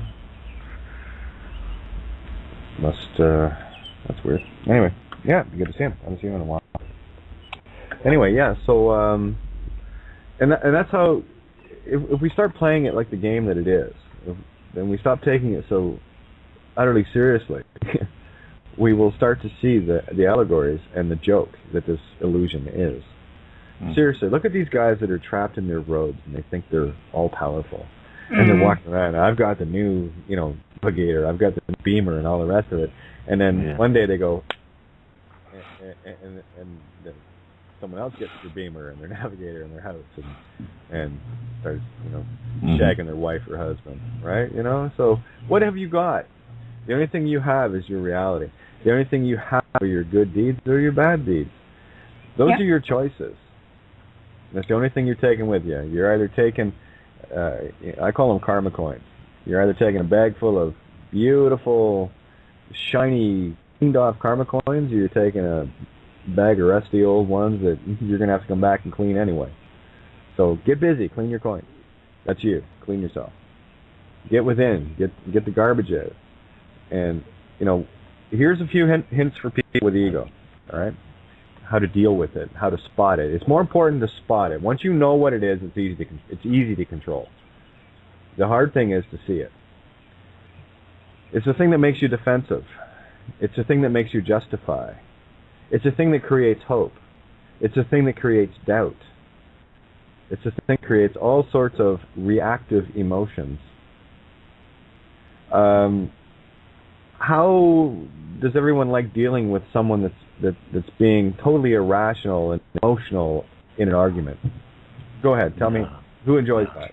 So that's just about everything in the Western world, basically, Kate. You're spot on, yeah. It's just about the way everybody reacts, yeah. Well, it's all programmed, right? And of course they had to program us, the U.S., the most. Because the us were the freest at one point. Yeah. So of course they had to get their minions here, get their bought and paid fors like George W., the original George Washington, right? And of course they had another George W. Did you see the allegory? Yeah. And no, I'm trying to tell you, it's still King George, right? And it's all there. The sacred geometry's there, the control grids, all the rest of it, and that's what they are. There is nothing good in the intent of that, and of course there's nothing good in the intent of it either, because without it we don't have the contrast. This is the razor I speak you have to walk on. You have to see both of them from a neutral position, or you'll never see singularity, and you certainly won't see the allegories. I'll tell you, as soon as you start seeing the allegories is the minute you know that you stepped a long way down that yellow road. And they're not easy to explain. Well, some are. The allegories of this is what I was saying about the Pope satire thing being gay, right? Being real, being satire doesn't matter to me, because in creation there are no rules. It's just creation. So I look at what the now gives me, and the now gave me the Pope satire of being gay. I'm thinking, perfect, that's rum down. That's what I see. It doesn't have to be a fact in terms of this reality. It just has to be there. It's created, isn't it? So that's fine. I'll manifest that. Absolutely, rum's down. Allegory. It's all symbolic. Everything is symbolic. I talked about this last night about shooting. Let's go shoot the bull. And I've said this before. You talk to a Russian guy that's just learning English, and you say, "Hey, Ivan, let's go and shoot the bull for a few minutes." And Ivan's off to the trunk of the car looking for a shotgun, and he's looking for the farmyard, because he doesn't understand the slang, if you will, the dark sayings of our particular language. And of course, Russians have their own little sayings, just like East Indians do, just like South Africans, just like Bolivians. It doesn't matter. Whatever language people are in, there are nuances that work in their languages, their own little dark sayings, right? Like, and look what we did with the allegories. We actually showed them for what they were. There's reality behind these sayings, like the one pissing your life away. That's a little saying, but we treated it like an allegory, but it was being literal. You have to look at both sides of this coin to see it. Because everything we're dealing with in this reality is going to be coming at us literally.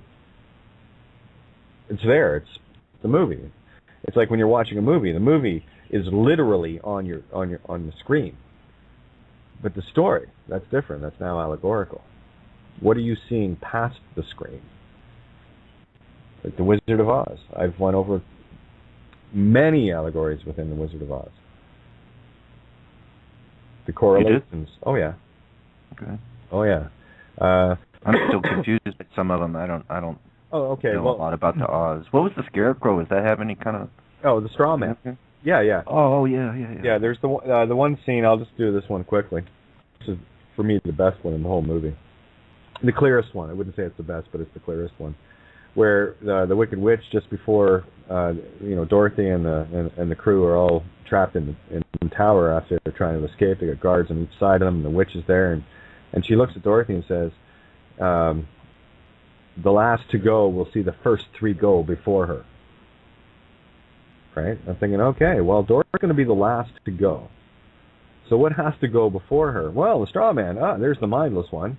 And then the heartless one has to go, too. And, of course, you got to lose the fear. So there's your 1, 2, 3 allegory. And, in order for the door of God to open, Dorothy to open, she must also come into her full character, her Toto genere, which is Black's Law. We know how to read the book now. It's an allegorical. It's a magic book. All the books that are there, everything that you're looking at, there is no such thing as a history book. There is no such thing as a prophecy book. Everything matters now. You read it literally now to find the allegory in it. Now. It all comes to the table now. I don't care if it was written 1,000 years ago. You read it now. It is now. It has a message there for you now. Is that one pretty clear? Lose the time thing. Time's the illusion. When you bring it into the now we ask the question. I have eyes to see and ears to hear. Universe, show me the way. Now I've used my voice. I've now given my invoice to the universe. I've billed the universe, allegorically, you see. And the universe will pay. It's all there. You can look it up in, the different bills and laws and that, regarding the billing, lawful billing, right? So I'm lawfully billing the universe. It's allegorical, right? Why do you think they call it an invoice anyway? Love that invoice bit, Kate. Honestly, that makes so much sense to me now. You said it. It's just like, wow. Well, it has to be blatantly obvious, or you'll see it. Absolutely, yeah, in your face. And they show it right in your face. Like they ram it in your face so deep. Oh, Bindi just tagged me 1 sec. Got bumped. Now I'm hearing chefs talking about roasting point. Okay, here, I'll bring Bindi in here. There we go. Bindi. Okay, by the way, I wanted to tell you that I did get a chance to listen to that Monday show that I missed with Tobias Lars on there. It was just amazing. Wasn't it good, eh? Yeah, Tobias. Wow. Yeah. I mean, I could have just rewound it and listened to the whole thing again. That's good. There's a lot of good information on that one. And I think I've lost Ninja off the board. I should see if she wants back in here. Yeah, it was just a beautiful flow, You knew that it would probably. Oh yeah, I mean that's what I said right after, and it was Ninja that really pointed it out to begin with. Seriously, it felt like I've known Tobias my whole life, and we hadn't talked in a little while, and we were just playing catch up. Yeah, it'd be a treat to have a kind of a regular thing, even once a month or once a week, or whatever. Just. Well, yeah, I gave him. He'll be back because I told him there's no door here, so when you feel that you want to come in, I keep the forums open. Just show up and we'll talk. That was incredible. So I think we lost Bindi. Yeah, she's been having fun with her internet tonight too. So I guess Yeah, the chat room was quiet, or the board with people putting their hands up quiet tonight. So, anyway, I think we've covered a few things tonight that would be deemed good seeds to let grow. Yeah. Yeah. Okay. No, I just want to make sure. For me, the whole ego thing it's such a fine line, because anytime you confront anyone, you're immediately confronting ego, and ego will always go into defense mode, always.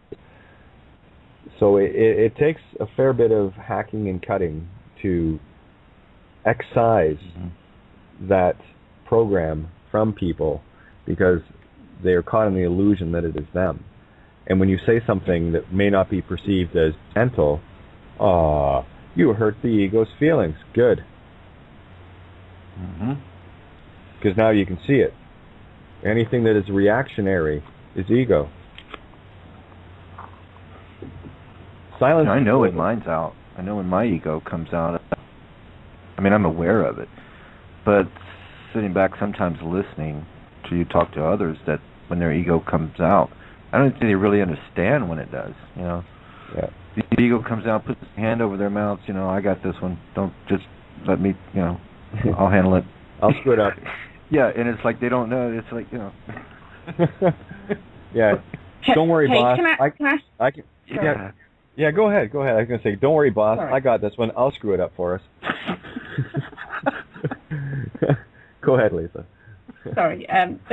The video I watched of you today, a couple of years ago, when you were in the court there, which I thought was fantastic, by the way, but would you say, with regards to the way you feel now, was that your ego, would you say now? I thought it was fantastic, but how would you actually, how would you term that now? That was ego from your point of view, no? No, because there was no ticket. No, exactly. Most people don't know that. And two, I knew what it was. It was a test. So I said, okay, fine. They tried to serve me 3 times and failed all 3. I showed up with a special appearance and the paperwork. See, that's the thing, is people don't know what I put in ahead of that. I was only literally months in the game, but I already knew what it was about. I knew the name was the key, because I'd already kind of had experienced that with 2 things prior, with Canada Revenue Agency shutting them down, and of course during my divorce, making a dog's dinner out of my ex's lawyer. But that was fun. It was all right. I mean, to the point of, pulling me into court on a contempt of court charge, criminal, by the way, no less. And as soon as the judge, Judge Murray, one of the shareholders of the Milton Hilton, one of the criminals on the planet, looks at me and asked me, was that my name? And I said, well, no, that's not me. That's just something that I use as a reference, but no. And he did not like that. So he walked very carefully around me, and then the half hour I was there with my ex and her lawyer and me, of the half hour, we spent 25 minutes tearing the lawyer a brand new asshole for bringing somebody up on a contempt of court criminal charge, and none of the criteria, there's 4 items in a contempt charge, were covered. So I actually, it's kind of funny, because I'd thrown the paperwork in the trunk of my car, and I didn't bother looking at it, because I figured it was just something else from the ex or whatever. And this was on the night after the Songwriter Cafe. I opened the trunk up and said, oh yeah, I better look at that. And of course it was the next morning for this contempt of court thing. So I had, all of about an hour to, I just looked up what contempt was, no, I got that, no problem. So I went in and played and walked out. But see, the thing is, I look at most people that are going to walk into a court situation. They haven't got a clue who they are. They haven't got a clue. They're in gimme mode. It's pure ego. With me, I had to go in and say, listen, I know this is a test, and how do you like me now? They got all that shit with your name on it. Why do they still have to ask you? You know what I mean? It's like they got piles of shit on their tables with your name on it. You have to give them consent in voice. That's why I've been after the ethereal the whole time. How did they capture the spirit? Through the because you didn't fall victim, Kate, then at the end of the day, the bloody judge couldn't flip and figure it out and just had to go because you didn't fall victim and you stood up for yourself, which was fantastic, and you stood your ground and you did it in all the right ways, and then they just didn't know what to say. Lisa, I owned all three of his bailiffs. As soon as the one I turned to my left said, "This guy doesn't like to talk much," that's when he ran because I already owned the other two. I could arrest him at that point. That's why he ran. Yeah. Now there's a lot more to that 2.5 minutes than people can imagine, but I'll tell you, the summon of the dead is based on it. Everything I've done is based on that 2.5 minutes because that was the key. That, for me, the judge bowed to the divine feminine, the power of my creation. You see? He saw the bitch in me. And he knew that I was not going to yield. And they cannot touch you at that point.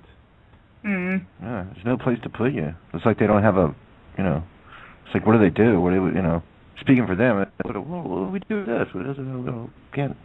We can't place them anywhere. It's like, what do we do? Yeah, the only mistake people can make after that, like me, is to continue playing. Yeah. I'm talking in terms of their system. And because I'll tell you, everything I did for everybody else was a hands down, get her done. And when it came down to the final draw with me, I just didn't have enough information. I'll tell you, if I had the information then that I have now, it'd be a different radio show, I'll tell you that much. But this, and I've said this before, what we're experiencing during these episodes, I guarantee you, just like that video, there's no other video in history where a judge has bowed to anyone on video. 1, and 2, this show. This episode, everything we're seeing around, there is nothing like it anywhere. I guarantee you, because we're dealing with things at the ethereal level to see behind the veil. Everyone's looking at the illusions, the Galactic Federation of fucking whatever's right, and all manner of false flags and fear porn and shit and all the rest of it. Everyone's all wrapped up in the drama. But what we're doing here is we're taking all the drama and putting it aside and going, why? Yeah. Stockpiling weapons. Yeah, stockpile food. I was there once. Yeah. I grew up. That's the only difference. I grew up. And here's the thing: if you're stockpiling food, what are you creating and manifesting? Absolutely, yeah. Why do you're feeding it, aren't you? You're feeding it, right. Literally. It's like where your safety. Look what they're doing allegorically to everyone, right? Do you remember when we were kids? You remember the roller skates we had? Those ones that had the key that tighten onto your shoes, right? The metal wheels and everything else, and we didn't have knee pads, we didn't have helmets, elbow pads, and all the rest of it. We didn't wear helmets on our bikes, and our bikes were, compared to today. But look what they're doing. When you put people into a position of feeling that they need to protect themselves from harm, what they've done is they've manifested the disaster and the fear of it. Yeah. Right? So there's a perfect, and there's another measure of the fear the system has in trying to control us. Right? I've actually seen little kids on their bicycles, and Kate, it looks like they're just covered in armor. Yeah. I'm like, how can they fucking be enjoying that? Well, exactly. Look at they'll use all sorts of things like motorcycle guys that don't wear their helmets. Well, you get better potential brain damage. So it's their free choice. Well, it's going to be the cost of the system to hospital and. Oh yeah. See, it never ends. Yeah. Well, that's on a whole other road there. Yeah. Mm. Well, it never ends if you stay on that same road. I just put up a roadblock. That's the only difference. And I moved on. It's when you put on your seatbelt, you're already assuming that there's going to be an accident. That's the mentality that people are being programmed with, and it is. It's just programmed.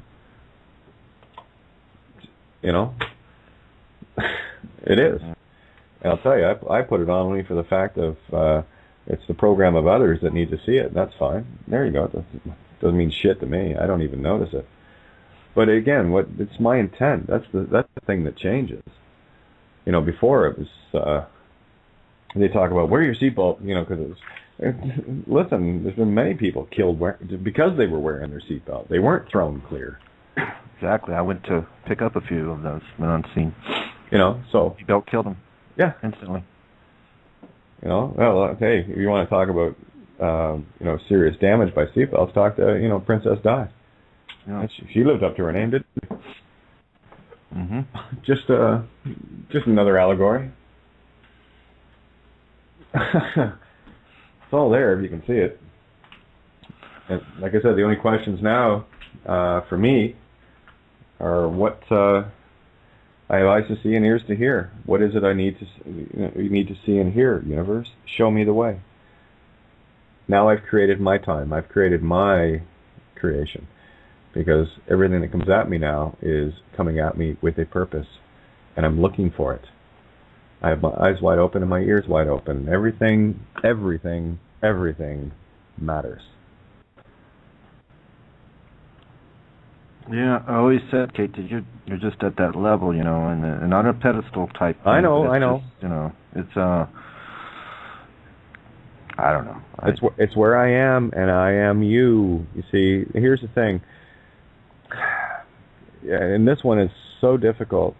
Here's a good example of ego spotting. All right.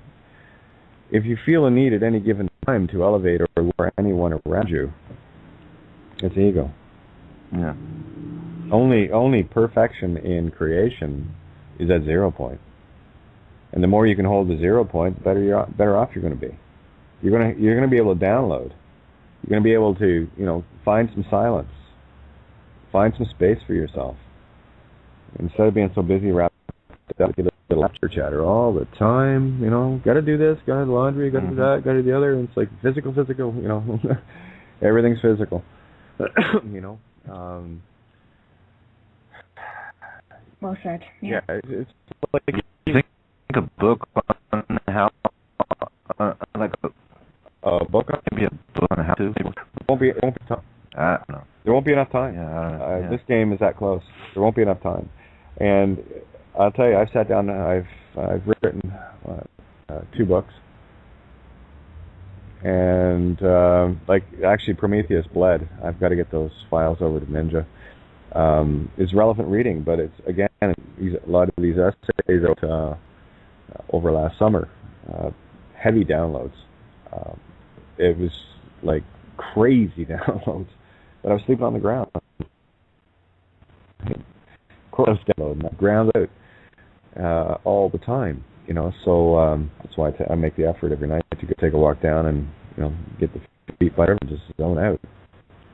But there won't be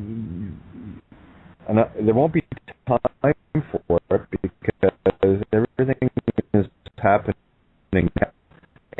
They're dropping very quick with other people and what they're noticing, what they're seeing, and here's the truth: the downloads come, guys. Open your mind; it's already there. There's my rabbit, just like that. Just shows up. It wasn't there a second ago, and there it is. Oh my God! What color is it? It's a wild one. Kind of like a brownish. A brownish gray kind of thing. Yeah. Oh, there's 2 of them. Holy shit! A second one just showed up. I'm not kidding. It was a part in the parking lot. I looked there not 10 seconds ago, and they weren't there, and one was there, and now another one's there. Oh well. See, the veil's dropping. Oh, we have. Looks like Mim is going to jump in here as soon as I get my little mouse cursor is. There it is. Okay. Yeah. So quickly, Hey, how's it going? I was just going to say, don't expect me to be gentle on egos ever. That's the only thing stopping you from you, and I love you that much. Shred. What's up, Mim? Well, the only thing I wanted to say at the moment was that a moment ago, you're I don't know, wherever you were walking or something, it really cut out badly. And when you were saying there won't be time, it was like about 60 seconds there that we missed. Oh, okay. resonate with what you're saying, and I find myself just being quiet, and people get upset with me because I'm not responding. I'm processing, I'm thinking about it, because sometimes I don't know whether that's my ego that's not responding, but I think that I'm just trying to think about all of this because I want to work on it. And anyway, that was my only thought. Is that well, here it is. It's a beautiful thought. Have you ever asked yourself if you were crazy? Am I crazy? Am I going insane? Have you ever asked yourself that? Well, I have, but okay, that's all I need to know. Yeah, me too. Yeah. And I'll tell you, the only ones that I'm going to listen to are the ones that actually have the wherewithal and the centering to ask themselves that question. Am I insane? Because the fact that you can ask that question tells me very clearly that you're not, because only an insane being says, I'm not crazy. Right? And when you use the same rule when you're speaking or looking for the ego, and the minute you're asking, is that my ego? That's you asking. Not the ego, that's you asking. Well, that's what's so good about getting to listen to you. And, I haven't spoken up much lately because I've heard some of this before, some of it through experience of people that hear me and over the past 5 years. And part of it is, me watching me interact with other people and working on all this stuff. And but it's just, it is truly the that is coming through so hot and so.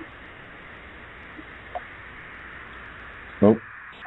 I'm feeling what you're talking about when you said there's not going to be time, and I'd like to know more about what you were referring to when you said that, but I'm just really sensing it in myself, that I got to get this close, I got to work on this, more.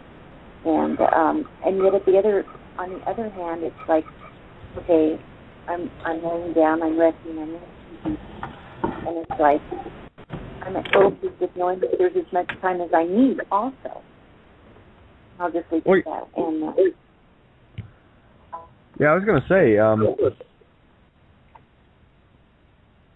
the time that it would take for me to write a chapter, it would be obsolete by the time I finished know what you're talking about. I know what you're talking about. And that's it, so it's here it is, guys. We just hang out at this table and we mash out in the now. We don't wait for a self-help book. We don't wait for a direction. We just hang out and get the job done. We write this book together. That's the only way I see it happening. I mean, I've started so many books, countless books. Got, 5, 6, 7 chapters, and I'm talking 30, 40,000 words in. It's obsolete. I already just sold it. Trying to explain stuff in the Freeman. I mean, I wrote Dummy's Guide to Freedom, which is a basic outline. That's like 2.5 years ago. And, it very, very quickly became obsolete. But for me, my 9th symphony is the Summons of the Dead. It's in a nutshell. All fraud, and it was already, they were aiding and abetting in it, so the intent was already there to commit fraud by non-disclosure to mom and dad as to what the ramifications were and what the real rules were. Doesn't make for a very fair game. I heard you make a comment, I don't know, it was a couple of days ago, but you were talking about, looking back at some of the things that you spoke or did, some of the work that you were doing with some of these things and sharing it with people on the show, and just thinking about that and how obsolete that is already. And then I don't know if it was Ninja that brought it up a little bit ago when, she said, well, what do you feel about, this that you did? I don't know if it was 3 months ago or whatever, but, they're there and they're still there for people that might come across them and that might be where they're at the time. But, there's, on the one hand, there's this sense that time is too short or, like something is going to happen. I don't know how to explain it. And maybe other people are the twinkling is coming, and you bring up something. This will probably answer Lisa's question a lot better. Everything that is needed to be talked about in terms of system and have you, I've already talked about it. And if the beings that are looking for something are actually looking and they're ready to find, they're going to find what they need that I've already done anyway. So I'm not going to. Whatever level they're at. Right, whatever level. I've done it from pre-Judge Bows to now. I've covered the gauntlet, baby. I've lived the dream, the nightmare at the same time. Well, and I guarantee you, any show. I haven't been through that with you, but I hear you referring to some things, and I'm picking up the gist of what that was all about. But the thought that has come to me, is that we're accelerating into this more telepathic, synchronistic way of communicating, and specifically with this group on this call, because that's where I'm involved, but it does happen outside of that in other situations. But the incredible thing is all the people that are listening in, they're relating to what is being said and coming in and sharing, of their awarenesses of how this is happening with them as well. And for those who are going through that, there's that feeling that, there's just, we don't have time for the paper, and we don't even have time for where we stored things in the computer when you get into this way of communicating and relating, because it is just things are coming to you that quickly. And well, that's exactly what's happening, ma'am. And what we're dealing with right now is the law of dominant frequency, and what's happening is many of the clocks that were ticking all by themselves have all gathered into the same room, and what's happening now is these clocks are now starting to tick and talk together. That's what's happening more than anything else. Yeah, that was right. A good way to bring that out. So that's what you're dealing with, and the more people that show up, the more people that resonate, the more people that get the concepts, understand what ego is. It's not them. Just throw it in the bin, get rid of the shit on your canvas, know who you are, and take everything that you think you ever thought you knew, throw it out, start and reboot, clean off the RAM, right? The random access memory, the Aries RAM, clear it out. It's been tampered with. Someone's hacked your programs. Okay, put up your firewall. The fire Aries thing. Yeah, okay. Get your firewall up, and don't let anything get back in there again. This more stuff you clear off. This is your camel that we speak of. It's easier for the camel to get through the eye of a needle than it is for a rich man to enter the gates of heaven. Heaven is between the temples, Solomon's temples, and the pillars of Hercules, whatever you want to call it. That's the Ram, the Aries, right? And the only way you can get in there is if you do the ego and all of the garbage and crap and programs and indoctrinations and everything that we've all been programmed with our entire lives throughout this system, what we got to do is get rid of. That's the stuff in your camel, okay? You need to get in. You need to get in through that eye of the needle. So you clear that camel off as quickly as you possibly can, and that's looking at all the things that you don't want to look, the things that have, that may hold on to you, and this game is fraught with many sticky traps that will hold you. I know I've had many, and a lot of them are very difficult to get rid of. I mean, there's still some that I'm got the last little remnants. I'm scraping it clean, and the more stuff people ask, well, how do you download? Well, I'm scraping my RAM clean. That's all I'm doing. I'm not doing anything different. Here. This is what I was saying to Lisa earlier. This is about getting rid of crap and not dealing, trying to save everybody, because that's a fool's game. Something just came to me as you said that. That as you do that clearing and whatever the bullcrap is that you're dealing with at the moment, it's like it frees up more RAM space or something like that in your computer. Yeah, it makes the computer run fast. In that little space of time, it's like you feel like you've got all the time in the world now because you're freed up. Exactly. It's what you don't need to get. It's what you need to get rid of. You're right, Kate. Just get rid of the garbage, and guess what comes in? The good stuff. Because now you have the perspective of waiting for the good stuff. Right. Right. Well, we've been playing with stuff boards for lifetimes. I've had enough. How about you guys? Yeah. Time for a new game board. I'm just clearing the crap off the old one, and it's getting until people prettier by learn the to day. play like that, and until people can get in that zone that you're talking about, they're still in that place of, well, what's there going to be when this is not there? Don't you think? Well, then what you're doing is stepping into the illusion of future. Just be now. Let creation do the magic. Right. You are it. What can you imagine? I agree. That's what we're working on. What can you imagine now? Right, and that's what I've experienced.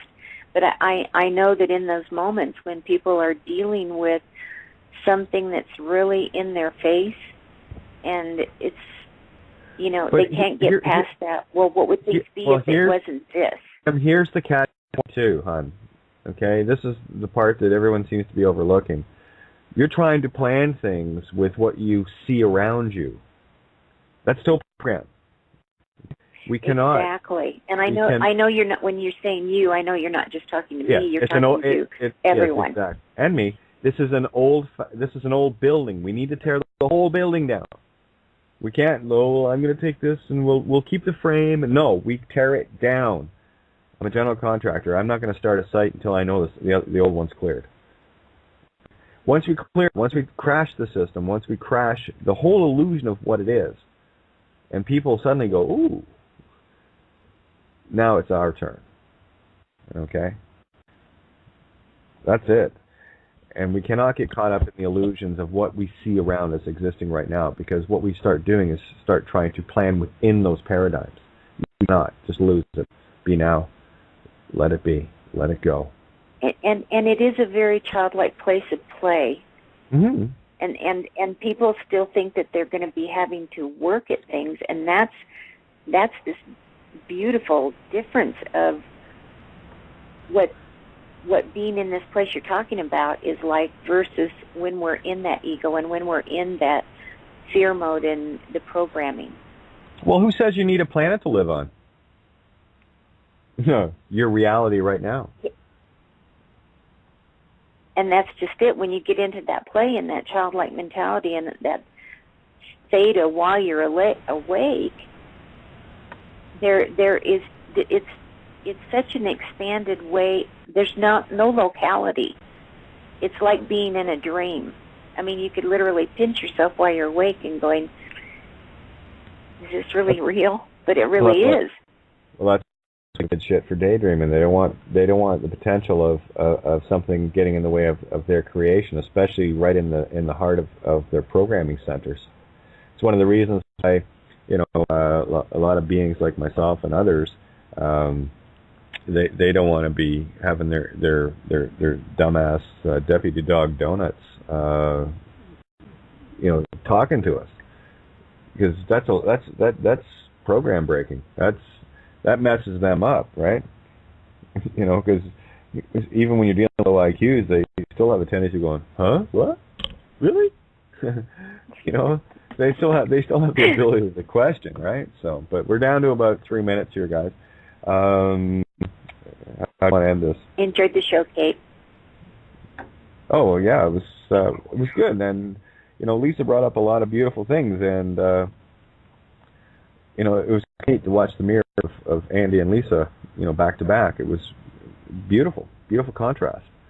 And I think the overall vibe that I'm feeling right now is the most critical thing to do is to see what the ego is, because that's 2 nights back to back where the program has shown up. And this is not a make wrong either. This is an absolute must. It's a necessity for people to see this. And I have nothing but gratitude. Period. I found it really helpful. Well, I know the intent of Andy. I know the intent of Lisa. I know I can feel their intent. It's pure. And the only thing that's going to get in the way of that purity is that tricky little bastard that's going to, try to take over the helm all the time. Because the only thing the ego can live in, guess what, guys? Is a meat stick. It's fighting for its very existence. You got to fight. You got to fight on your hands. That's what I'm watching, Kate. The subtleties of the ego, the subtleties of the mind that's trying to hold on there. It's corners, and it's fighting. It's fighting. It's fighting hard to try and stay alive there, but you know the way I see it now is it doesn't stand a chance in hell. Basically, it's done. It's just completely finished, and then we are seeing what's left at the bottom of the barrel now. Yeah. Won't be long before that's gone too. That's it. You know, and it comes from that place of possession. I have. No, we don't fucking have. We don't have future, past, or present. We're here now. That's it. Done. Game over. You know, so yeah, the last couple of tonight and last night, great examples of people with pure intent still wrestling, but giving a perfect contrast of what the ego is, what it does, and what it's about. And it is fighting for its very life, because without the meat stick, without the DNA program, it's like we're having a conversation with a computer. Okay? And the computer has overridden the programmer. Time to be the programmers again. Great show as always, Kate. Okay, well, as usual. Excellent. Yeah, we're going to roll off in about 10, 15 seconds here. So I will say good night to everybody. Thank you so much. We'll catch you tomorrow night, same time, same place, and I'll be doing another video interview with... Video provided by verdictproductions.com.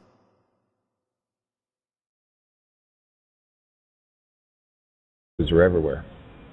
I'm going to jump all over the place tonight, so bear with me, guys. I will try to stay in the same vein of things. I will stay in that, but it will appear that I'm going to be jumping all over the map. I'm just kind of going with real time here. As the thoughts come in, they go out. So, if you can look at thought, say the original thought to create order out of chaos as being the phi ratio, or the golden mean, upon which all creation in terms of physical reality is constructed. You have other things that come into play there, like pi and other mathematical aspects, but the fundamental golden mean is called the golden mean for that reason. It is in everything. And that to me was intuitively it feels like the original thought to take our overabundant divine feminine creative and mixing it with that masculine intention analytical aspect to create things that will persist, so not so flighty or whatever. Like that's a bad thing. I don't know, being flighty is not too bad in my books. It certainly creates a lot of variety. That's the word I'm looking for. So, ver-I-et. There's that ver again, truth, right? Verily. I love the tree of life. Variety, that's a bit of mishmash and what have you. So getting back to the illusions of past and future. See, talking about the Pope yesterday, be it satirical or be it real, it doesn't matter. Because just prior to that, I had also mentioned a cartoon that had come up in one of the Monty Python shows of the big giant foot crushing the pyramids. Now, while that is comedy, who took that seriously? Well, I tell you, when it comes up in a moment now, as far as my desire to see all the pyramids on this planet bulldozed back into the ground from whence they came would be a good thing. But I see the allegory of what was being said before, as in this. It's funny to look at. It's only crushed the pyramids because everyone would be so upset if the pyramids were crushed. So that is it's a joke, right? However, everything being equal and opposite, a joke can also be reality, vice versa. I don't know about you, but I find a lot of the reality around me to be a joke for the most part. And especially when you look out, I was out for a couple of days there, and just observing and seeing just how absolutely mindless people are. You can talk about the cops being drones all day long, but drones taking care of drones as far as I can tell. And that's not a judgment, that's an observation. You know, someone chooses to be willfully ignorant, I will accept their choice and look at them and say, you chose to be willfully ignorant. It's not something I would do, but you chose that. It's okay. I'm not going to get mad at you. I'm not going to get mad at you for being willfully asleep or willfully controlled by your ego or willfully, not really giving a shit about anything but yourself. And in the mirrored sense, see, here's the thing, and you've all heard this before. It's the age of, service to others versus service to self. As if service to self is a bad thing and service to others is a good thing. Well, I'll flip the mirrors over, and that's what we've been doing, right? Now, service to self can be self-serving. On one side of the coin, where it's completely greed. On the other side, it can be a complete gift in that understanding that bringing yourself into awakening, being if but one shall awaken mentality, you're actually in service to all by being in service to self. By saving yourself, you save all. Right? So I can call someone, you're very self-serving, and that can mean something good and something bad. Depends on the perspective of the one that you're referring it to. I'm not sure if you guys are following this, but I'm hoping you're getting what I'm saying here. So getting back to the joke, the joke can be real and the real can be joke. I mean, I look around and what would be deemed to be sane and real on this planet is a joke. It's an absolute joke. You've got a handful of people that want to manipulate the entire planet for their own, self-serving in the negative sense, greed and ignorance. Yet at the same time, they have knowledge of things greater, but they're quite content just to play the physical role of God instead of the actual spiritual one. Again, degraded beings. Not much more you can say about that.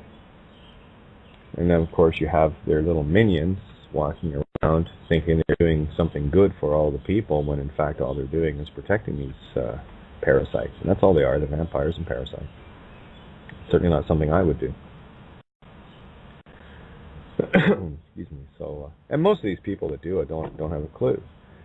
And that might explain why, in terms of military and in terms of police, they don't want anyone with a with a high IQ. They don't want anyone figuring out their bullshit. And the only ones that do have a high IQ in those particular things are officers and commanders. And you know who they're working for. I'm not even sure if they know. But I mean, all these dots connect, and as I've been saying the last few days, all the roads lead back to Switzerland. Every single one of them, Zurich and Bern. So I think it's time to burn Switzerland. Capital. Yeah, just an allegory. The Pope, satire or real, it's irrelevant. When you're looking at things in the now, and you've already said that you have eyes to see and ears to hear, universe, what do I need to see and hear? Show me. And when things like that pop up, the allegory is quite clear to me. Rome's done. Rome is done. Rome is done. Whether it's in a joke or a headline in a newspaper, it's all a game here. It's all a stage. So it's very difficult to discern, reality from unreality, so I just simply look at it all the same way. Creation. It all matters. It's all there for a reason. Things for a reason. Some of the craziest coincidences I'm sure you guys have experienced as well as I come out of like, whoa, where did that come from? But it was there. So I don't put any conditions on creation, just as I don't put any creation or any conditions on love, right? It is what it is. As I was explaining, I think it was in the recorded part of last night, for those who didn't get the archive, unconditional love is that. It's unconditional love. Unconditional doesn't mean to say that you're all mushy and lovey-dovey and what have you all the time, and just letting people shit all over you. That's just dumb. Unconditional love is a respect for self and a respect for others, unconditionally. And sometimes that unconditional love might seem like a bit harsh to some people, but then did anybody stop to ask, what was the intent? Or did you just get caught up in the surface aspects of it, that which you could see and based on our own experience that has, like mine, been extremely corrupted, and we're all doing our best to sort that out. It's how are you looking at it? What is your intent behind it? It's not my willful intent to destroy anyone, but I do have a little, special place in my heart for egos. That's where that purple chainsaw comes into place. Oh, Rory, what a poster, man. That was beautiful.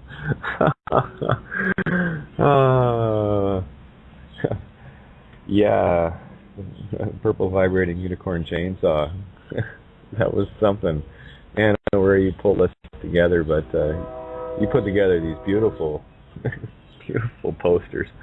And I don't know where you're getting it from, but you just keep pulling it from wherever you're getting it from. It's brilliant, it's hilarious, it's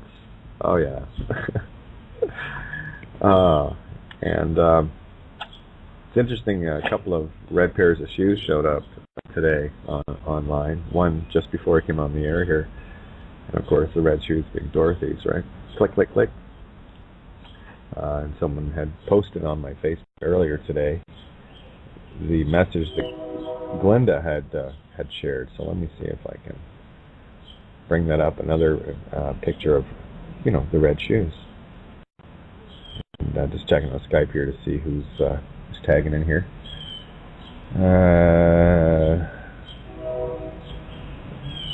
Okay, there we go. So we're just going down here, and then I'm going to check in the room. I'm going to open this up early tonight. Excuse me. Just making sure that you guys can hear me okay. Oh, I love that that unicorn passport ninja. That was funny as all get out. Just a coincidence, right? That some little girl goes through Turkish customs with a toy passport, and it just so happens to have a unicorn as the picture. And it got stamped and everything. So when you stop and think about it, and have a look at the allegory, what does that say to you? It says something completely different to me. I mean, it's just another indicator of everything coming down, and the controlled fabric of this reality started to shimmer and shimmer and shimmer. And the more it shimmers, the more people are going to see. Because it can only shake for so long before the veils really, really come down, right? So, that was another one too. Someone had posted. I think I mentioned a little bit about it last night, but I would definitely like to touch on it again tonight. Guys, if you're looking for, disclosure or what have you, you're still looking outside yourself, and you're kind of missing the allegory here. All the world stage, that is the universe too, right? Don't just think planetary here. All things for a reason. I'm sort of scrolling down to get this red shoe quote, just to finish it off. I never finish it off, so I want to make sure I get it right. Okay, Facebook's being its happy normal self. Let's see if we got some hands up here. I'm just going to move over. Alright, and we get a bunch of callers. Everyone's quiet tonight. What's going on? Oh, we'll just let Kate talk. Oh, happy Father's Day to everyone out there that is. Hey, you got to do what you got to do, right? So, well, I heard from both my daughters yesterday, which is a good thing. Wasn't sure how to respond. Not having heard from them in so long, and well, youngest especially, I haven't heard from her since last March, April. I think would have been right at the end of March. Was the last time I had a chance to talk to her. Sorry, just went past that picture again. Rory, that's perfect. Absolutely perfect. All right. Still scrolling. Bear with me, guys. And by the way, anyone that was worried about being late on the birthday thing, I woke up this morning, so did you. So it was all our birthday again today, right? I think that was one of the points I was trying to make as well. In that post is it doesn't matter what day it is. It doesn't. The day that we're in contact with each other is the perfect day, right? It doesn't need a special time on it. That's, as I said, birthdays are just perks. They're that one day that's got slightly different relevance to it. It's equally as important. We're all here breathing, right? It's a good day to me. Wake up and go, oh, cool, excellent, another go. I mean, the first thing I say on the morning of my birthday is, ha, made it. Next. Keep going, just keep rolling. Just keep swimming. You know the movie. Finding Omen?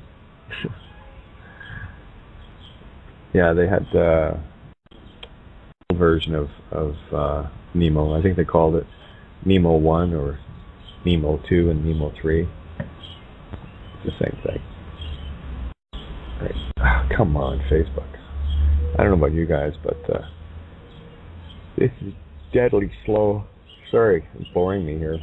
I'm probably boring you. All right. Come on. That's it. You gotta coax it along. All right. Not sure what all the dots were for, Ranveer, but I'll figure it. Everything for a reason. The dots of creation. Oh, there's the Pope Benedict comes out as gay. No, whether he is or not, it doesn't matter. He's probably diddled a few boys in his day. That doesn't make him gay. That makes him a pervert. All right. Yeah, don't ever mix that one up, eh? I've had a few people do that in the past. Yeah, I'll tear you a new universe for that mix-up. Promise. Oh, I love this picture, Church of the Cross, on their sign out front. Don't let worries kill you. Let the church help. That was perfect. Oh, yeah. Oh, it was perfect.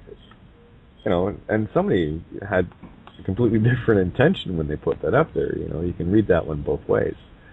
But there's the allegory, right?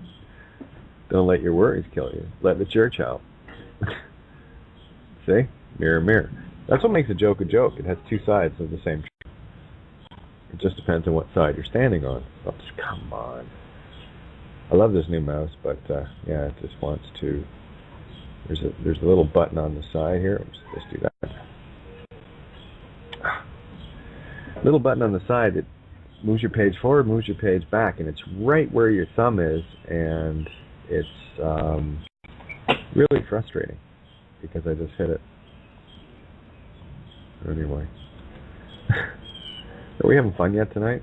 Oh, there's Lisa. I'll pull Lisa in here for a sec. Either that or play the song Rescue, one of the two, right?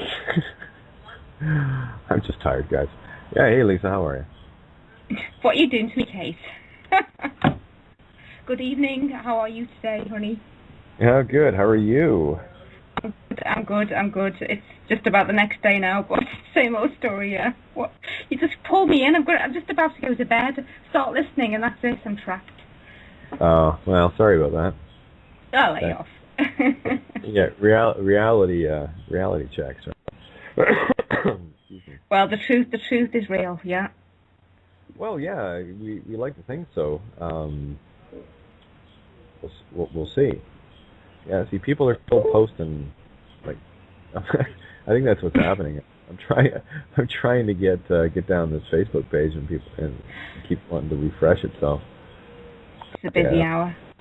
I don't know where the hell this thing is. It's driving me nuts. But anyway, Glinda, the Good Witch of the North, you had it in you all along. You just have to find the way.